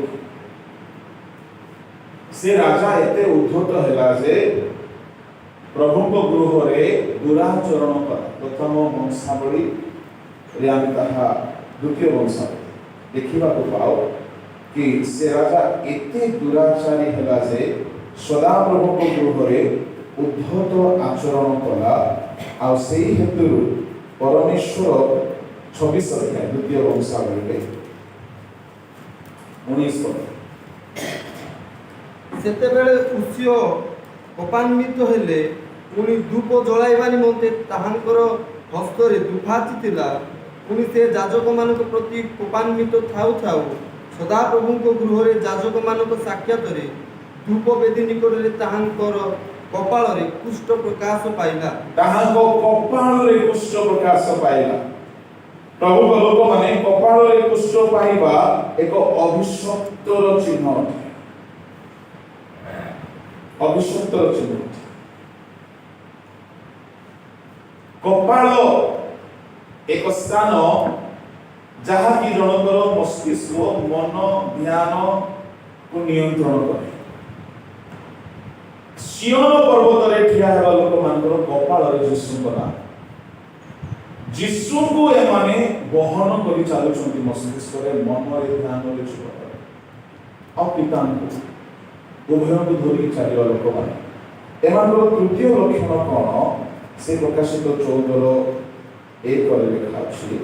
परंतु तत्पर ମୁଁ ଦୃଷ୍ଟିପାତ କଲି ଆଉ ଦେଖ ସିଓନ ପର୍ବତ ଉପରେ ମେଷ ଶାବକ ଆଉ ଯେଉଁମାନଙ୍କ କପାଳରେ ତାହାଙ୍କ ନାମ ଓ ତାହାଙ୍କ ପିତାଙ୍କ ନାମ ଲିଖିତ ଥିଲା ଏପରି 1,44,000 ଲୋକଙ୍କୁ ତାହାଙ୍କ ସହିତ ଦଣ୍ଡାୟମାନ ଥିବାର ଦେଖିଲି। ପୁଣି ମୁଁ ସ୍ୱର୍ଗରୁ ବହୁତ ଜଳ କଲ୍ଲୋଳ ଓ ମହାବଜ୍ରନାଦ ତୁଲ୍ୟ ଗୋଟିଏ ସ୍ୱର ଶୁଣିଲି। ଯେଉଁ ସ୍ୱର ମୁଁ ଶୁଣିଲି ତାହା ବୀଣା ବାଦ୍ୟକାରୀମାନଙ୍କ ବୀଣାର ଶବ୍ଦ ପରି। ସେମାନେ ସିଂହାସନ ଚାରି ପ୍ରାଣୀ ଓ ପ୍ରାଚୀନମାନଙ୍କ ସମ୍ମୁଖରେ ଗୋଟିଏ ନୂତନ ଗୀତ ଗାନ କଲେ। ଏମାନଙ୍କର ତୃତୀୟ ସ୍ୱଭାବ ଗୀତ ଗାଇବା ଲୋକମାନେ, କିନ୍ତୁ ନୂଆ ଗୀତ ଗାଆନ୍ତି। ଗୀତ କଣ ଅଟେ? ଏ ଗୀତ ହେଉଛି କେହି ଶିଖି ନ ପାରିବା ଗୀତ। ଆମେ ବାଳକ ପ୍ରଚାରକ ମାନେ ସମସ୍ତେ ପ୍ରାୟ ଅଳ୍ପ ବହୁତ ଗୀତ ଜାଣୁ, ଗୀତ ଗାଉ, କିନ୍ତୁ ଏମିତି କୌଣସି ଗୀତ ଅଛି କି ଯାହା ଆମେ ଶିଖିପାରିବା ନାହିଁ। ବାଇବଲରେ ମୂଷା ଗୀତ ଗାଇଲେ, ବାଇବଲରେ ମରିୟମ ଗୀତ ଗାଇଲେ, ବାଇବଲରେ ଦୋବରା ଗୀତ ଗାଇଲେ, ବାଇବଲରେ ଦାଉଦ ଗୀତ ଗାଇଲେ, ଆସଫ ଗୀତ ଗାଇଲେ, କିନ୍ତୁ ଏଠାରେ ଯୋଉ ଗୀତ ଗାଉଛନ୍ତି କି ଶିଖିପାରୁନାହାନ୍ତି। ଏହା କଣ ଅଟେ? ମୁଁ ଗୋଟିଏ ଗୀତ ଗାଇବି, ଆପଣ ନିଶ୍ଚୟ ଶିଖି ଯାଇପାରିବେ। କେଉଁ ଗୀତକୁ ଶିଖି ହବ ନାହିଁ? ମୋହର ଜୀବନର ସାକ୍ଷ୍ୟକୁ ଯଦି ମୁଁ ଗାଇବି ଆପଣ ଶୁଣିପାରିବେ, କିନ୍ତୁ ଶିଖିପାରିବେ। ମୋ ସାକ୍ଷ୍ୟ ମୋର ଅଟେ, ଆପଣଙ୍କ ସାକ୍ଷ୍ୟ ଆପଣଙ୍କର। ଆପଣଙ୍କ ଜୀବନର ଅନୁଭୂତି ଆପଣଙ୍କର ଅଟେ। ଆପଣ କେଉଁ କେଉଁ ପାପକୁ ଜୟ କଲେ, ଆପଣ ଜୟ କଲେ। ଆପଣ କେଉଁ କେଉଁ କଷ୍ଟ ସହ କଲେ, ଆପଣ ସହ କଲେ। ଆପଣ କେଉଁ କେଉଁ ଅନୁଭୂତି ଦେଇଗଲେ, ଆପଣ ଗଲେ। ତାହା ମୁଁ ଶୁଣିପାରେ, ଆଂଶିକ ଭାବେ ହୁଏତ ଅନୁକରଣ କରିପାରେ, କିନ୍ତୁ ଶିଖି ହବ ନାହିଁ। ଶିଖି ହବ। ଏମାନେ ଯାହା ଗାଉଛନ୍ତି ଏହା ସେମାନଙ୍କ ଜୀବନର ଟେଷ୍ଟିମନି। ଅନ୍ୟ କେହି ତା ଶିଖିପାରିବେ ନାହିଁ। ପିତରଙ୍କ ଟେଷ୍ଟିମନିକୁ ମୁଁ କପି କରିପାରିବି ନାହିଁ, ପାଉଲଙ୍କ ଟେଷ୍ଟିମନିକୁ ମୁଁ କପି କରିପାରିବି ନାହିଁ, ଷ୍ଟିଫାନର ଟେଷ୍ଟିମନିକୁ ମୁଁ କପି କରିପାରିବି ନାହିଁ। ପ୍ରମୁଖ ଲୋକମାନେ ଆମ ଜୀବନର ଅନୁଭୂତି ଗୁଡ଼ାକ ଏମିତି ହେବା ଦରକାର କି ଅନ୍ୟ ଲୋକ ତାହା ଶିଖି ନ ପାରିପାରୁଛି। ଉଦାହରଣ ସ୍ୱରୂପ, ଅଭାବ ବେଳକୁ ଆପଣ ଏମିତି କଣ କରିବା ଦରକାର ଯେ ଅନ୍ୟ ଲୋକ ତାହା ଦେଖିବ, ଶୁଣିବ, କିନ୍ତୁ କରିପାରିବ। ଅଭାବ ପଡୁ ପଡୁ ଫିନାନ୍ସ ବାଲାକୁ ଡାକନ୍ତି। ଜଣେ ଡାକିଲା, ଲୋନ ନେଇନେଲା, ସେଟା ଶିଖି ହେବ ନା ନାହିଁ? ଅଭାବ ପଡୁ ପଡୁ ସମ୍ପାଦକକୁ ଡାକିଲା, ଆଜ୍ଞା ଟିକେ ଦେଇଥିବ, ଆର ମାସକୁ ଦେଇଥିବ, ଶିଖି ହେବ ନା ନାହିଁ? କୋଉଟା ଶିଖି ହେବ? ଅଭାବ ପଡ଼ିବା ବେଳେ କାହାରିକୁ ନ ମାଗି କେବଳ ପ୍ରଭୁଙ୍କ ଆଡ଼କୁ ଅନାଇ ବସିବାଟା ଶିଖିବା ସହଜ। ଏମିତି ସାକ୍ଷ୍ୟର ଗୀତ ଦାଉଦ କହିଲେ, ସେ ମୋ ମୁଖରେ ନୂଆ ଗୀତ ଦେଇଛନ୍ତି, ଲୋକେ ଦେଖିବେ ଡରିବେ। ଆମର ସାକ୍ଷ୍ୟ ଲୋକମାନେ ଶିଖିପାରିବେ ନାହିଁ। ମୋ ଜୀବନର ସାକ୍ଷ୍ୟ ଶୁଣିପାରିବେ ଆପଣ। ମୁଁ ଯାହା କରିଛି, ମୁଁ ଯାହା ପାଇଛି। 1,44,000 ଲୋକର ଜୀବନ ପୃଥିବୀର ସମସ୍ତଙ୍କ ଠାରୁ ଅଲଗା। ସେମାନଙ୍କ ଜୀବନ କାହା କରିହେବ ନାହିଁ। ଏମାନେ ସବୁଠାରୁ ଅଲଗା ଅଟନ୍ତି। ଏମାନଙ୍କର ଗୀତ କେହି ଶିଖିପାରିବେ ନାହିଁ। ପଞ୍ଚମ ଅନୁଭୂତି, ଏମାନେ ପୃଥିବୀରୁ କିଣା ଯାଇଛନ୍ତି। 3 ପଦ ଟିକେ ପଢ଼ନ୍ତୁ। ସେମାନେ ସିଂହାସନ ଚାରି ପ୍ରାଣୀ ଓ ପ୍ରାଚୀନମାନଙ୍କ ସମ୍ମୁଖରେ ଗୋଟିଏ ନୂତନ ଗୀତ ଗାନ କଲେ। ପୁଣି ପୃଥିବୀରୁ ପ୍ରୀତ ସେହି 1,44,000 ଲୋକଙ୍କ ବିନା ଆଉ କେହି ସେହି ଗୀତ ଶିଖି ପାରିଲେ ନାହିଁ। ଆଚ୍ଛା, ପୃଥିବୀରୁ କିଣା ଯିବା ଏକ ଅନୁଭୂତି। ପିତାଙ୍କ ନାମ ପ୍ରଥମ, ପୁତ୍ରଙ୍କ ନାମ ପ୍ରଥମ, ଯୀଶୁଙ୍କ ସହିତ ଦଣ୍ଡାୟମାନ ରହିବା ତୃତୀୟ ଅନୁଭୂତି, ଗୀତ ଗାଇବା ଚତୁର୍ଥ ଅନୁଭୂତି, ପଞ୍ଚମ ଅନୁଭୂତି ଏମାନେ ପୃଥିବୀରୁ କିଣା ଯାଇଛନ୍ତି, ଷଷ୍ଠ ଅନୁଭୂତି ଏମାନେ ମନୁଷ୍ୟମାନଙ୍କ ଠାରୁ କିଣା ଯାଇଛନ୍ତି। ଆମେ ଦୋକାନରୁ ମନେ କରନ୍ତୁ ଗୋଟେ ବାଇକ୍ କିଣିକି ଆଣିଲେ, ସେ ବାଇକ୍ କିଣିଲା ପରେ ସେ ଶୋରୁମ ବାଲାର ଅଧିକାର ରହିବ କି? ଆଉ କିଣିଲା ପରେ ଆପଣ ସେବକମାନେ ପୃଥିବୀରୁ କିଣା ଯାଇଥିବା ଅଛି। ତା ମାନେ ସେବକମାନଙ୍କର କୌଣସି କନେକ୍ସନ ପୃଥିବୀରେ ନଥିଲା ଅଛି। ଏଟା କୋଉ ସ୍ତରର କଥା ଚିନ୍ତା କରନ୍ତୁ। ସାଧୁ ସୁନ୍ଦରସିଂହକୁ ଦେଖନ୍ତୁ, ପୃଥିବୀ ସାଙ୍ଗରେ କିଛି କନେକ୍ସନ।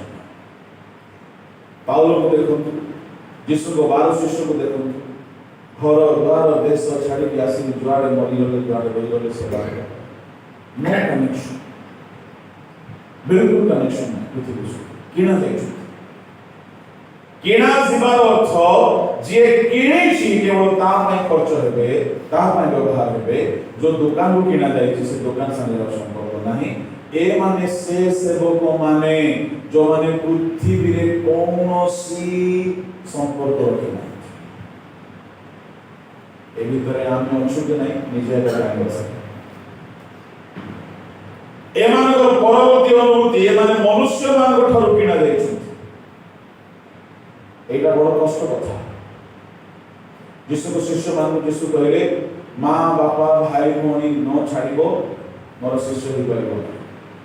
आमे अनुभूति अछि कि नाही परीक्षा करबो। परवर्ती अनुभूति होछि मेषो साबक जुआड़ी जिवे माने सियाड़ी जिवे। पढନ୍ତୁ 14 अध्याय ताहार 4 वर्ष। ସେମାନେ ସ୍ତ୍ରୀ ସଂସର୍ଗରେ ଆପଣା ଆପଣାକୁ କଳୁଷିତ କରିନଥିଲେ, କାରଣ ସେମାନେ ତୁଚ୍ଛି। ମେଷ ଶାବକ ଯେକୌଣସି ସ୍ଥାନକୁ ଗମନ କରନ୍ତି, ସେ ସ୍ଥାନକୁ ସେମାନେ ତାହାଙ୍କର ଅନୁଗାମୀ ହୁଅନ୍ତି। ଯୀଶୁ ଯେଉଁ ଆଡ଼େ ଯିବେ ମାନେ ସିଆଡ଼େ। ଆଜି ଏ ସଂସ୍ଥା କାଲି କି ସେ ସଂସ୍ଥା ଦେଇବେ ନାହିଁ। ପ୍ରଭୁ ଯେଉଁ ଆଡ଼େ ମାନେ ସିଆଡ଼େ। ଏଇଗୁଡ଼ାକ ଅନୁଭୂତି ଆମ ଭିତରେ ଅଛି କି ନାହିଁ ତାହା ନିଜେ ହିଁ ସମୀକ୍ଷା କରନ୍ତୁ। ମୁଁ କହିବା କିଛି ଆବଶ୍ୟକ ନାହିଁ। ଯଦି ଅଛି, ଯଦି କାହାକୁ ପ୍ରଭୁ ସିଓନ ପାଇଁ ଆହ୍ୱାନ କରିଛନ୍ତି, ସେ ପୃଥିବୀରେ କେବେ ଘର ଦ୍ୱାର କରିପାରିବ ନାହିଁ। ସେ ଲୋକ ଚିହ୍ନା ଚିହ୍ନା କାମ କେବେ କରିବ ନାହିଁ। ଯଦି ସିଓନ ପାଇଁ ପ୍ରଭୁ ଆପଣଙ୍କୁ ଆହ୍ୱାନ କରିଛନ୍ତି, ଆପଣ ସମ୍ପୂର୍ଣ୍ଣ ଭାବରେ ଦୁନିଆ ତ୍ୟାଗୀ ହେଇଯିବେ। ସମ୍ପୂର୍ଣ୍ଣ ଭାବରେ ବାବୁ ସେଟା ପକେଇଲେ କ'ଣ ହେବ? ଏବେ ବାହାରେ ସେଟା ସୁଖର ବିବାହ। हालेलुया। एही त्यागी सेवक माने आसी केते अछु आमे के देखिबा दरकार। जदि अछु आमे सियोन नहेले सियोन मिलिबो ना, अलगाटा मिलिबा। एनीवे केतरी जन्म हैला छोटी। आज असल प्रसंग होची शेष कथा, शेष जन्म। तुम्हें हमर पुत्र आज आम तुमको जन्म देलु। एटा को एबे आरंभ करबा को जाउछि। जल्दी शांति चिंता करबा हालेलुया हालेलुया। पढतु एप्री 5:5।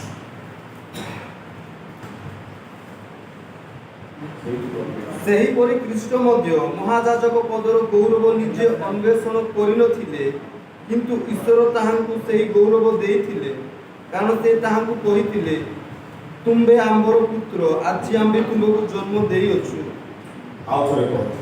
ସେହିପରି ଖ୍ରୀଷ୍ଟ ମଧ୍ୟ ମହାଯାଜକ ପଦର ଗୌରବ ନିଜେ ଅନ୍ୱେଷଣ କରିନଥିଲେ, କିନ୍ତୁ ଈଶ୍ୱର ତାହାଙ୍କୁ ସେହି ଗୌରବ ଦେଇଥିଲେ, କାରଣ ସେ ତାହାଙ୍କୁ କହିଥିଲେ, ତୁମ୍ଭେ ଆମ୍ଭର ପୁତ୍ର, ଆଜି ଆମ୍ଭେ ତୁମକୁ ଜନ୍ମ ଦେଇଅଛୁ। ଶୁଣନ୍ତୁ, गीत संहिता 2:7 रे जहा हमें पढ़िलु, तुम्हें आम्भर पुत्र आसी आम्भे तुमको जन्म देलु, से कथा एप्री 5:5 रे स्पष्ट करा जाउछि। ताहा कोन अटे? यीशु ख्रीष्टଙ୍କର पुनरुत्थानर कथा लेखा गला। ଖ୍ରୀଷ୍ଟ ମଧ୍ୟ ମହାଯାଜକ ପଦର ଗୌରବ ନିଜେ ଅନ୍ୱେଷଣ କରିନଥିଲେ। ଆଚ୍ଛା, କିନ୍ତୁ ଈଶ୍ୱର ତାହାଙ୍କୁ ସେହି ଗୌରବ ଦେଇଥିଲେ। ମହାଯାଜକର ଗୌରବ ପଦ ଯୀଶୁ ନିଜେ ଖୋଜି ନାହାନ୍ତି। ଆଜିକାଲି ଅନେକ ଟଙ୍କା ଦେଇକି ପଦ ଖୋଜୁଛନ୍ତି, पॉलिटिक्स କରିକି ପଦ ଖୋଜୁଛନ୍ତି ଆମେ ସବୁ ଜାଣୁ ଭଲ ଭାବରେ କିନ୍ତୁ ପ୍ରଭୁ ଯୀଶୁ ମହାଯାଜକ ପଦ ପାଇବା ପାଇଁ ନିଜେ ଖୋଜି ନାହାନ୍ତି କେବେ ହେଲେ ପଦ ପଦବୀ ନିଜେ ଖୋଜିବାର ନାହିଁ ବିଲକୁଲ ନାହିଁ ଆଉ ପଦ ପଦବୀକୁ ସବୁଦିନ ମୁଁ ହିଁ ଧରି ରଖିବି এইটা মধ্য নগর কলে আমি সাউল হইবা জারবাম হইবা সাউল নিজর সিংহাসন ধরি রখিবা পাই অভিষিক্ত দাউদকে মারিবা ପାଇଁ চেষ্টা করে ষড়যন্ত্র করে জারবিয়াম নিজর আসন সুরক্ষিত রহু বলি বেথেলরে দানরে দুইটি সোনা বাছুরি দিয়া ঈশ্বর বিহীন হই যাନ୍ତି ଯୋଉମାନେ ପଦ ପଦବୀ ପାଇଁ ଲାଳାୟିତ ଅଟନ୍ତି ଯୀଶୁ ଖ୍ରୀଷ୍ଟ ପଦ ପଦବୀ ଖୋଜିଲେ ନାହିଁ বরং ঈশ্বরଙ୍କ পদ ছাড়িকি দাস হইগলে সেবা করে সে মহাযাজকর পদ নিজে খোঁজি নাহাନ୍ତି ধ্যান দেবে কেউ পদ মহাযাজক পদ আচ্ছা লেখা গলা ঈশ্বর তাহাଙ୍କୁ ସେହି গৌরব ଦେଇଥିଲେ মহাযাজক পদର গৌরব কারণ সে তাহাଙ୍କୁ କହିଥିଲେ ତୁମେ ଆମ୍ଭର ପୁତ୍ର ଆଜି ଆମ୍ଭେ ତୁମକୁ ଜନ୍ମ ଦେଲୁ ତା ମାନେ ଯେଉଁଦିନ ଯୀଶୁ ଖ୍ରୀଷ୍ଟ ମହାଯାଜକ ପଦ ପାଇଲେ ସେଦିନ ତାଙ୍କ ବିଷୟରେ ଏହି ଭାବବାଣୀ ସଫଳ ହେଲା ତୁମେ ଆମର ପୁତ୍ର আজি আমি তোমাকে জন্ম দেলু ইংলিশ রে বহু সুন্দর লেখা আছে তেলুগু রে মধ্যে ঠিক লেখা ছিল তেলুগু রে টিকে পড়ন্তু যদি তেলুগু আছে মো হিন্দি রে টিকে পড়ুছি এভরি 5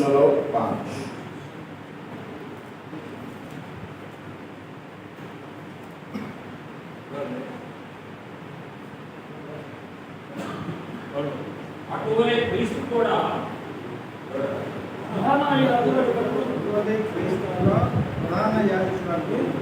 తాను తానే మహిమపరచుకున్నాడు. नहीं का पत्र भाइयों అటువలే క్రీస్తు కూడా ప్రధాన యాజకులకు తను తానే మహిమపరచుకునలేదు కానీ నీవు నా కుమారుడు నేను నిన్ను కని ఉన్నాను हाँ ठीक है শুনନ୍ତୁ ମୁଁ ପଢୁଛି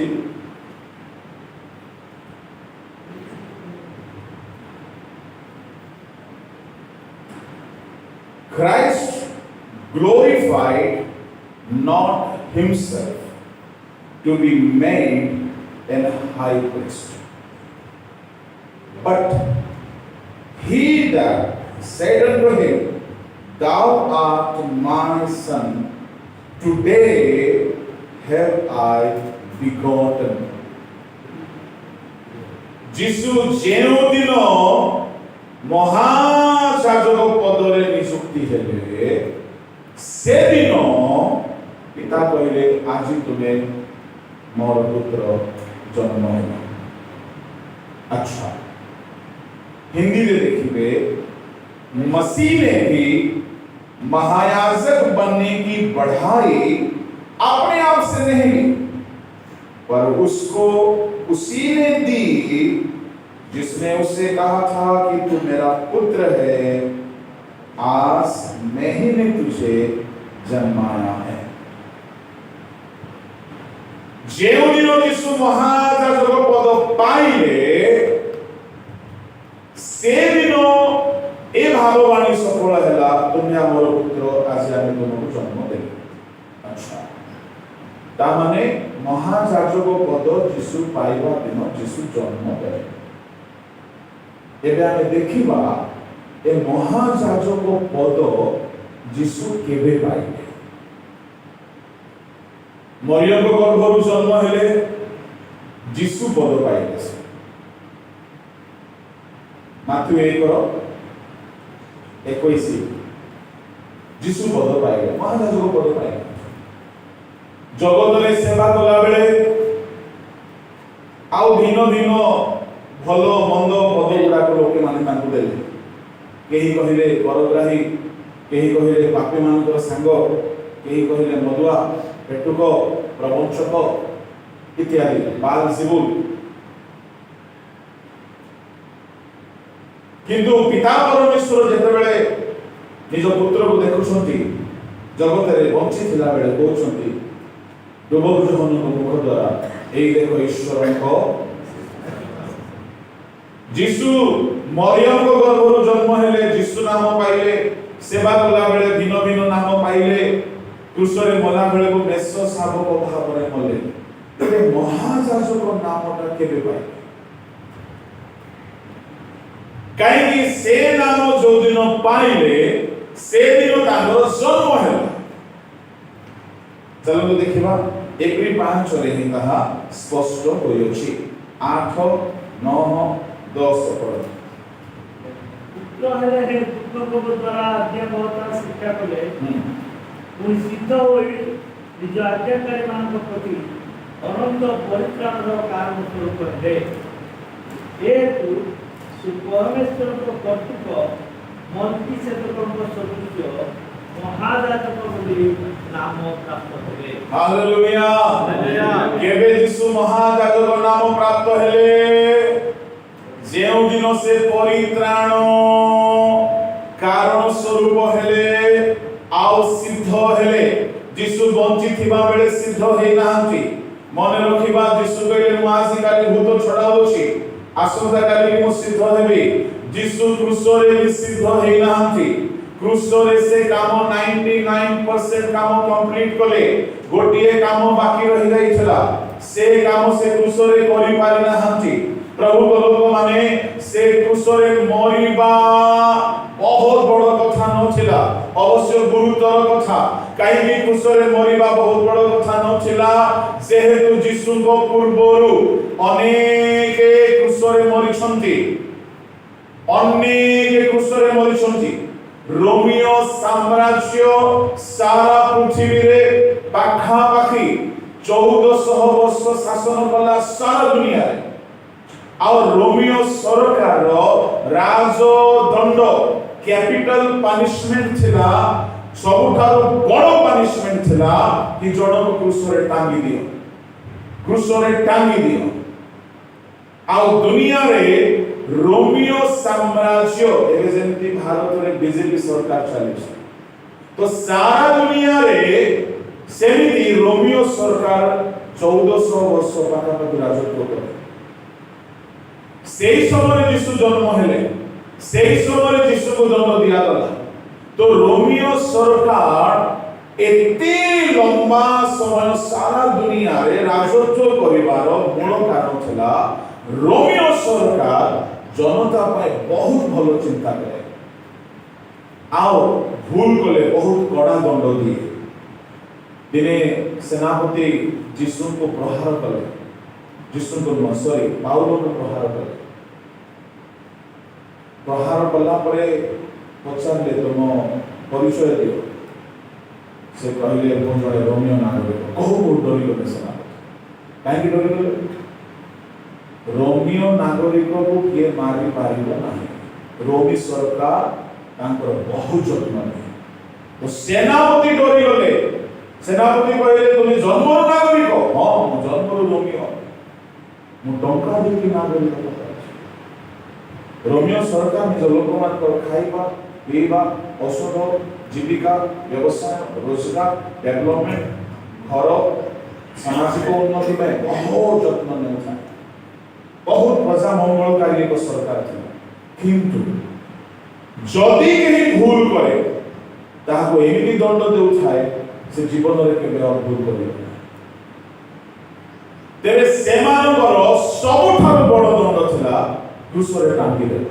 ମନେ ରଖିବା, ଆମ ପାଳକ ପ୍ରଚାରକ ମାନେ, ଏ ଦଣ୍ଡର ଉଦ୍ଦେଶ୍ୟ ଥିଲା ଯାହାକୁ ଟଙ୍ଗାଯିବ ତାର ନାମ, ତାର ପରିଚୟ, ତାର ଅସ୍ତିତ୍ୱ ସବୁଦିନ ପାଇଁ ଲୋପ କରିବା ପାଇଁ ଟଙ୍ଗାଯାଏ। ଆଉ ଯାହାକୁ କ୍ରୁଶରେ ଟଙ୍ଗାଯାଏ ତାହାକୁ କବର ଦିଆଯାଏ ନାହିଁ। ରୋମିଓ ସରକାରଙ୍କର ନିୟମ। কিন্তু ଈଶ୍ୱରଙ୍କ ଯୋଜନା ଦେଖନ୍ତୁ, ଯେହେତୁ ଏଇ କେସ୍ର ଫାଇଲ ହେଲା ଜିହୁଦୀ ମାନଙ୍କ ଦ୍ୱାରା, ଆଉ ସେ ସମୟରେ ଜିହୁଦୀ ଦେଶରେ ଗୋଟିଏ ପର୍ବ ଥିଲା, ଆଉ ସେ ପର୍ବର ପରଦିନ ଶବ ଦେଶରେ କୃଷରେ ରହିବା ନାହିଁ। ତେଣୁ ଜିହୁଦୀ ମାନେ କହିଲେ, ମହାରାଜ ଆମର ପର୍ବ ସୂଚୀ ହେଇଥିବ, ଏଣୁ ହେଇପାରେ କାହାରି ଶବକୁ କେବେ ହେଲେ କବର ଦିଆଯାଏ ନାହିଁ ଯେଉଁମାନେ କୃଷରେ ମରିଛନ୍ତି, କିନ୍ତୁ ୟାଙ୍କୁ କବର ଦେବାକୁ ପଡ଼ିବ। ଦେଖନ୍ତୁ, ଦୁନିଆର ନିୟମ ଗୋଟେ ପ୍ରକାର, କିନ୍ତୁ ଯୀଶୁଙ୍କ ପାଇଁ ଈଶ୍ୱରଙ୍କ ଯୋଜନା ଆଉ ଗୋଟେ ପ୍ରକାର।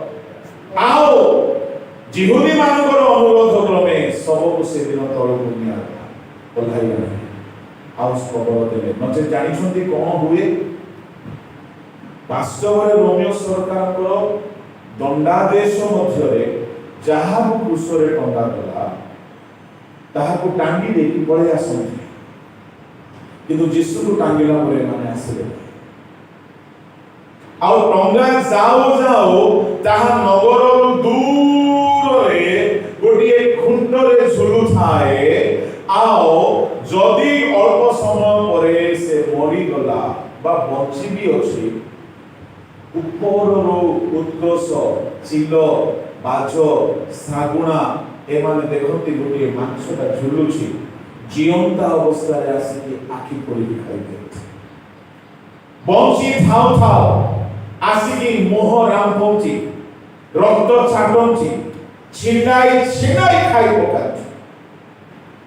କିନ୍ତୁ ଯୀଶୁଙ୍କ ସମୟରେ ଲୋକମାନେ ରହିଲେ, କୌଣସି ପକ୍ଷୀ ଆସିନାହାନ୍ତି। ପ୍ରଭୁଙ୍କ ସୁରକ୍ଷାର ଯୋଜନା। ରୋମିଓ ସରକାରର ଉଦ୍ଦେଶ୍ୟ କଣ? କି ଚଢ଼େଇ ମାନେ, ଚିଲ ମାନେ, ଶାଗୁଣା ମାନେ ତାକୁ ଛିଣ୍ଡାଇ ଛିଣ୍ଡାଇ ଛିଣ୍ଡାଇ ଖାଇଦେବେ, ଆଉ କୃଷରେ ତାହାର ଟିକେ ବି ମାଂସ ରହିବ ନାହିଁ। କୃଷରେ ମରାଯିବା ଲୋକମାନଙ୍କୁ କବର ଦିଆଯାଉନଥିଲା, ମାଂସ ପକ୍ଷୀମାନେ ଖାଇ ଦେଉଥିଲେ, ହାଡ଼ ସଡ଼ିକି ପଡ଼ିକି ଶୁଖିକି ମାଟିରେ ମିଶି ଯାଉଥିଲା। ଏହା ରୋମିଓ ସରକାର ଭୟଙ୍କର ଥିଲା। ଇଣ୍ଟରେଷ୍ଟିଂ କଥା କଣ? ଜିହୁଦୀ ମାନେ ଚାହୁଁଥିଲେ କୃଷରେ ଟଙ୍କା ଗଲେ ତାର ନାମ ସବୁଦିନ ପାଇଁ ଲୋପ ପାଇଯିବ, କିନ୍ତୁ ଓଲଟା ହେଇଗଲା। କୃଷରେ ମରାଗଲେ 3 ଦିନ ପରେ ପୁନରୁତ୍ଥିତ ହେଲେ, 40 ଦିନ ପରେ 10 ଦିନ ପେଣ୍ଟିକଷ୍ଟ ଦିବସ 50ତମ ଦିବସରେ ଶିଷ୍ୟମାନେ ପବିତ୍ର ଆତ୍ମା ଶକ୍ତି ପାଇଲେ, ଆଉ ଶିଷ୍ୟମାନେ ଯେଉଁ ଆଡ଼େ ଗଲେ ସେମାନେ କହିଲେ, ଯେଉଁ ଯୀଶୁକୁ ତୁମେ କୃଷରେ ମାରିଥିଲ, କହିବାର ଅର୍ଥ କଣ? ଯାହାର ନାମ ତୁମେ ଲୋପ କରିବା ପାଇଁ ଚାହୁଁଥିଲ, ସେହି ଯୀଶୁକୁ ଆମେ ପ୍ରଚାର କରୁଛୁ, ଯୀଶୁଙ୍କ ନାମରେ ଉଠାଉ ଚାଲୁ। ତେଣୁ ଶିଷ୍ୟମାନେ ସବୁ ଜାଗାରେ ଯୀଶୁଙ୍କ ନାଁକୁ ହାଇଲାଇଟ୍ କଲେ। କାହିଁକି ହାଇଲାଇଟ୍ କଲେ? ଏମାନେ ଈର୍ଷାରେ ଜଳିବା ଲୋକ ଆହୁରି ଜଳେଇ ଦେଉଥିଲେ। ତମେ ଯେଉଁ ଯୀଶୁଙ୍କ ନାମ ଲୋପ କରିବାକୁ ଚାହିଁଲ, ସେଇ ଯୀଶୁ ହିଁ ଏ ଖଞ୍ଜକୁ ବଳ ଦେଇଛି, ଏ ଖଞ୍ଜକୁ ଜୀବନ ଦେଇଛି, ଆମକୁ ଶକ୍ତି ଦେଇଛି। ଏଣୁ ଏମାନେ ଯୀଶୁଙ୍କ ନାମ ପ୍ରଚାର କରିବାକୁ ଲାଗେ। ପ୍ରଭୁଙ୍କ ଲୋକମାନେ କୃଷରେ ମରିବା ଅପରାଧୀ ମାନେ ହଜାର ହଜାର ଅପରାଧୀ ଥିଲେ। ଯୀଶୁ କୃଷରେ ମଲେ ତ ବହୁତ ବଡ଼ କଥା ନଥିଲା, କାହିଁକି ତାଙ୍କ ପରି ଅନେକ ମରିଛନ୍ତି। ଅବଶ୍ୟ ଯୀଶୁଙ୍କ ମରଣ ପଛରେ ଈଶ୍ୱରଙ୍କ ଯୋଜନା ଥିଲା ଜଗତର ପାପ ଭାର ବହି ନେବା ପାଇଁ। ତେଣୁ ତାଙ୍କୁ କୋରଡ଼ା ମରାଗଲା, ଛେପ ପକାଗଲା, ବିଧା, ଚାପୁଡ଼ା ଆଉ ବର୍ଷା ଏ ଯନ୍ତ୍ରଣା ଗୁଡ଼ାକ ଅନ୍ୟ ଅପରାଧୀ ମାନଙ୍କୁ ହେଇନି। ଯୀଶୁଙ୍କ ପାଇଁ ଦଣ୍ଡ ଭୟଙ୍କର ଥିଲା, ଯେହେତୁ ଏହା ଜଗତର ପାପ ଭାରର ଦଣ୍ଡ ଥିଲା। ତଥାପି ଯୀଶୁ କୃଷରେ ମରି ଯାଇଥାନ୍ତେ, କବରରେ ଶୋଇ ଯାଇଥାନ୍ତେ, ଆଉ ଉଠି ନଥାନ୍ତେ, ତାହେଲେ କଣ ହେଇଥାନ୍ତା? ପରିତ୍ରାଣକର୍ତ୍ତା ହେଇନଥାନ୍ତେ। ପ୍ରଥମ ପିତର 3 ଅଧ୍ୟାୟ ପଢନ୍ତୁ 24, 23, 22, 21। ସେଥିର ପ୍ରତିରୂପ ବାପ୍ତିସ୍ମ অর্থাৎ শরীরর মলিনতা দূরীকরণ নুহে, কিন্তু ঈশ্বরଙ୍କ ନିକଟରେ ସୂଚି ବିବେକ ପାଇବା ନିମନ୍ତେ ପ୍ରାର୍ଥନା ଯୀଶୁଖ୍ରୀଷ୍ଟଙ୍କ ପୁନରୁତ୍ଥାନ ଦ୍ୱାରା ଏବେ ତୁମ୍ଭମାନଙ୍କୁ ପରିତ୍ରାଣ କରୁଅଛି। ପୁନରୁତ୍ଥାନ ଦ୍ୱାରା ପରିତ୍ରାଣ କରୁଛି, ଏଇଟା କେମିତି କଥା? ଯଦି ଯୀଶୁ ଖ୍ରୀଷ୍ଟ ପୁନରୁତ୍ଥାନ ହେଇନଥାନ୍ତେ ତାଙ୍କର କ୍ରୁଶର ବଳିଦାନର କାମ ବେକାର ହେଇଥାନ୍ତା। ତାମାନେ କ୍ରୁଶରେ ସେ 99% କାମ ସାରିଲେ, ଗୋଟିଏ କାମ ବାକି ଥିଲା, ସେ କାମ ହେଲା ମୃତ୍ୟୁକୁ ଜୟ କରିବା। ଶୈତାନକୁ କ୍ରୁଶରେ ଜୟ କଲେ, କିନ୍ତୁ ମୃତ୍ୟୁକୁ ଜୟ କରିନାହାନ୍ତି। 99% ମାର୍କ ଆଣିବା ଲୋକକୁ ଆଉ 100% ମାର୍କ ଆଣିବା ଲୋକକୁ ଫରକ ଦେଖାଯିବ। ଯୀଶୁ ଖ୍ରୀଷ୍ଟ ଯେ ଯାଏ 100% କାମ କରିନାହାନ୍ତି, ସିଦ୍ଧ ହେଇନାହାନ୍ତି। କ୍ରୁଶରେ ମସ୍ତକ ଚୂର୍ଣ୍ଣ କଲେ ଶୈତାନର, କ୍ରୁଶରେ ଶୈତାନକୁ ହରାଇ ଦେଲେ, କ୍ରୁଶରେ ଯୀଶୁ ଖ୍ରୀଷ୍ଟ ବଳିଦାନର କାମ ସାରିଲେ, କିନ୍ତୁ ଗୋଟିଏ କାମ ବାକି ଥିଲା, ସେ କାମ ହେଉଛି ସିଦ୍ଧ ହେବା କାମ, ଆଉ ସେ କାମ ରହିଅଛି ମୃତ୍ୟୁକୁ ଜୟ କରିବା।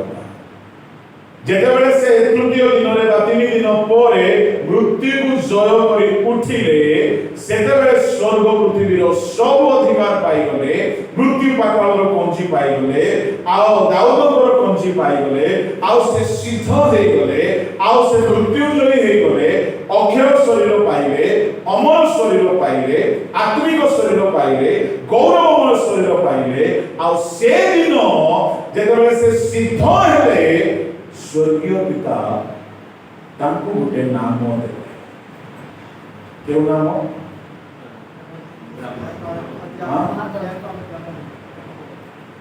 ମହାଯାଜକ।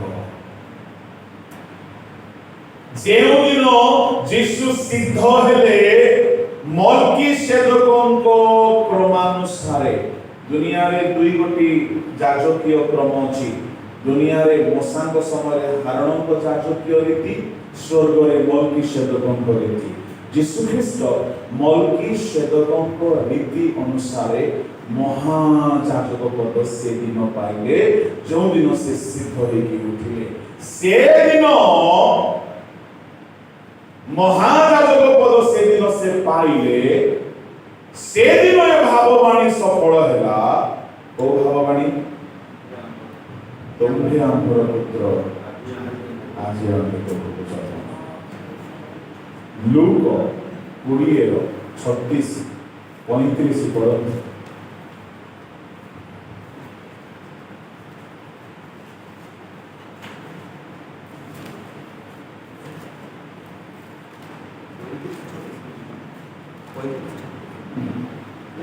କିନ୍ତୁ ତୁମ୍ଭେମାନେ ଆପଣ ଆପଣ ବିଷୟରେ ସାବଧାନ ହୋଇଥାଅ, କାଳେ ତୁମ୍ଭମାନଙ୍କ ହୃଦୟ ମଥତା ଓ ମଦ୍ୟପାନରେ କିନ୍ତୁ ଯେଉଁମାନେ ସେ ଜଗତ ଓ ଲୋକମାନଙ୍କ ମଧ୍ୟରୁ ପୁନରୁତ୍ଥାନ ହେବା ନିମନ୍ତେ ସତ୍ୟବାହିତ ହୁଅନ୍ତି, ସେମାନେ ବିବାହ କରନ୍ତି ନାହିଁ କିମ୍ବା ବିବାହିତ ହୁଅନ୍ତି ନାହିଁ, ପୁଣି ସେମାନେ ଆଉ ମରିପାରନ୍ତି ନାହିଁ, କାରଣ ସେମାନେ ଦୂତମାନଙ୍କ ପରି ନୁହନ୍ତି ଏବଂ ପୁନରୁତ୍ଥାନର ସନ୍ତାନ ହେବାରୁ ଈଶ୍ୱରଙ୍କ ସନ୍ତାନ ଅଟନ୍ତି। କାହାର ସନ୍ତାନ?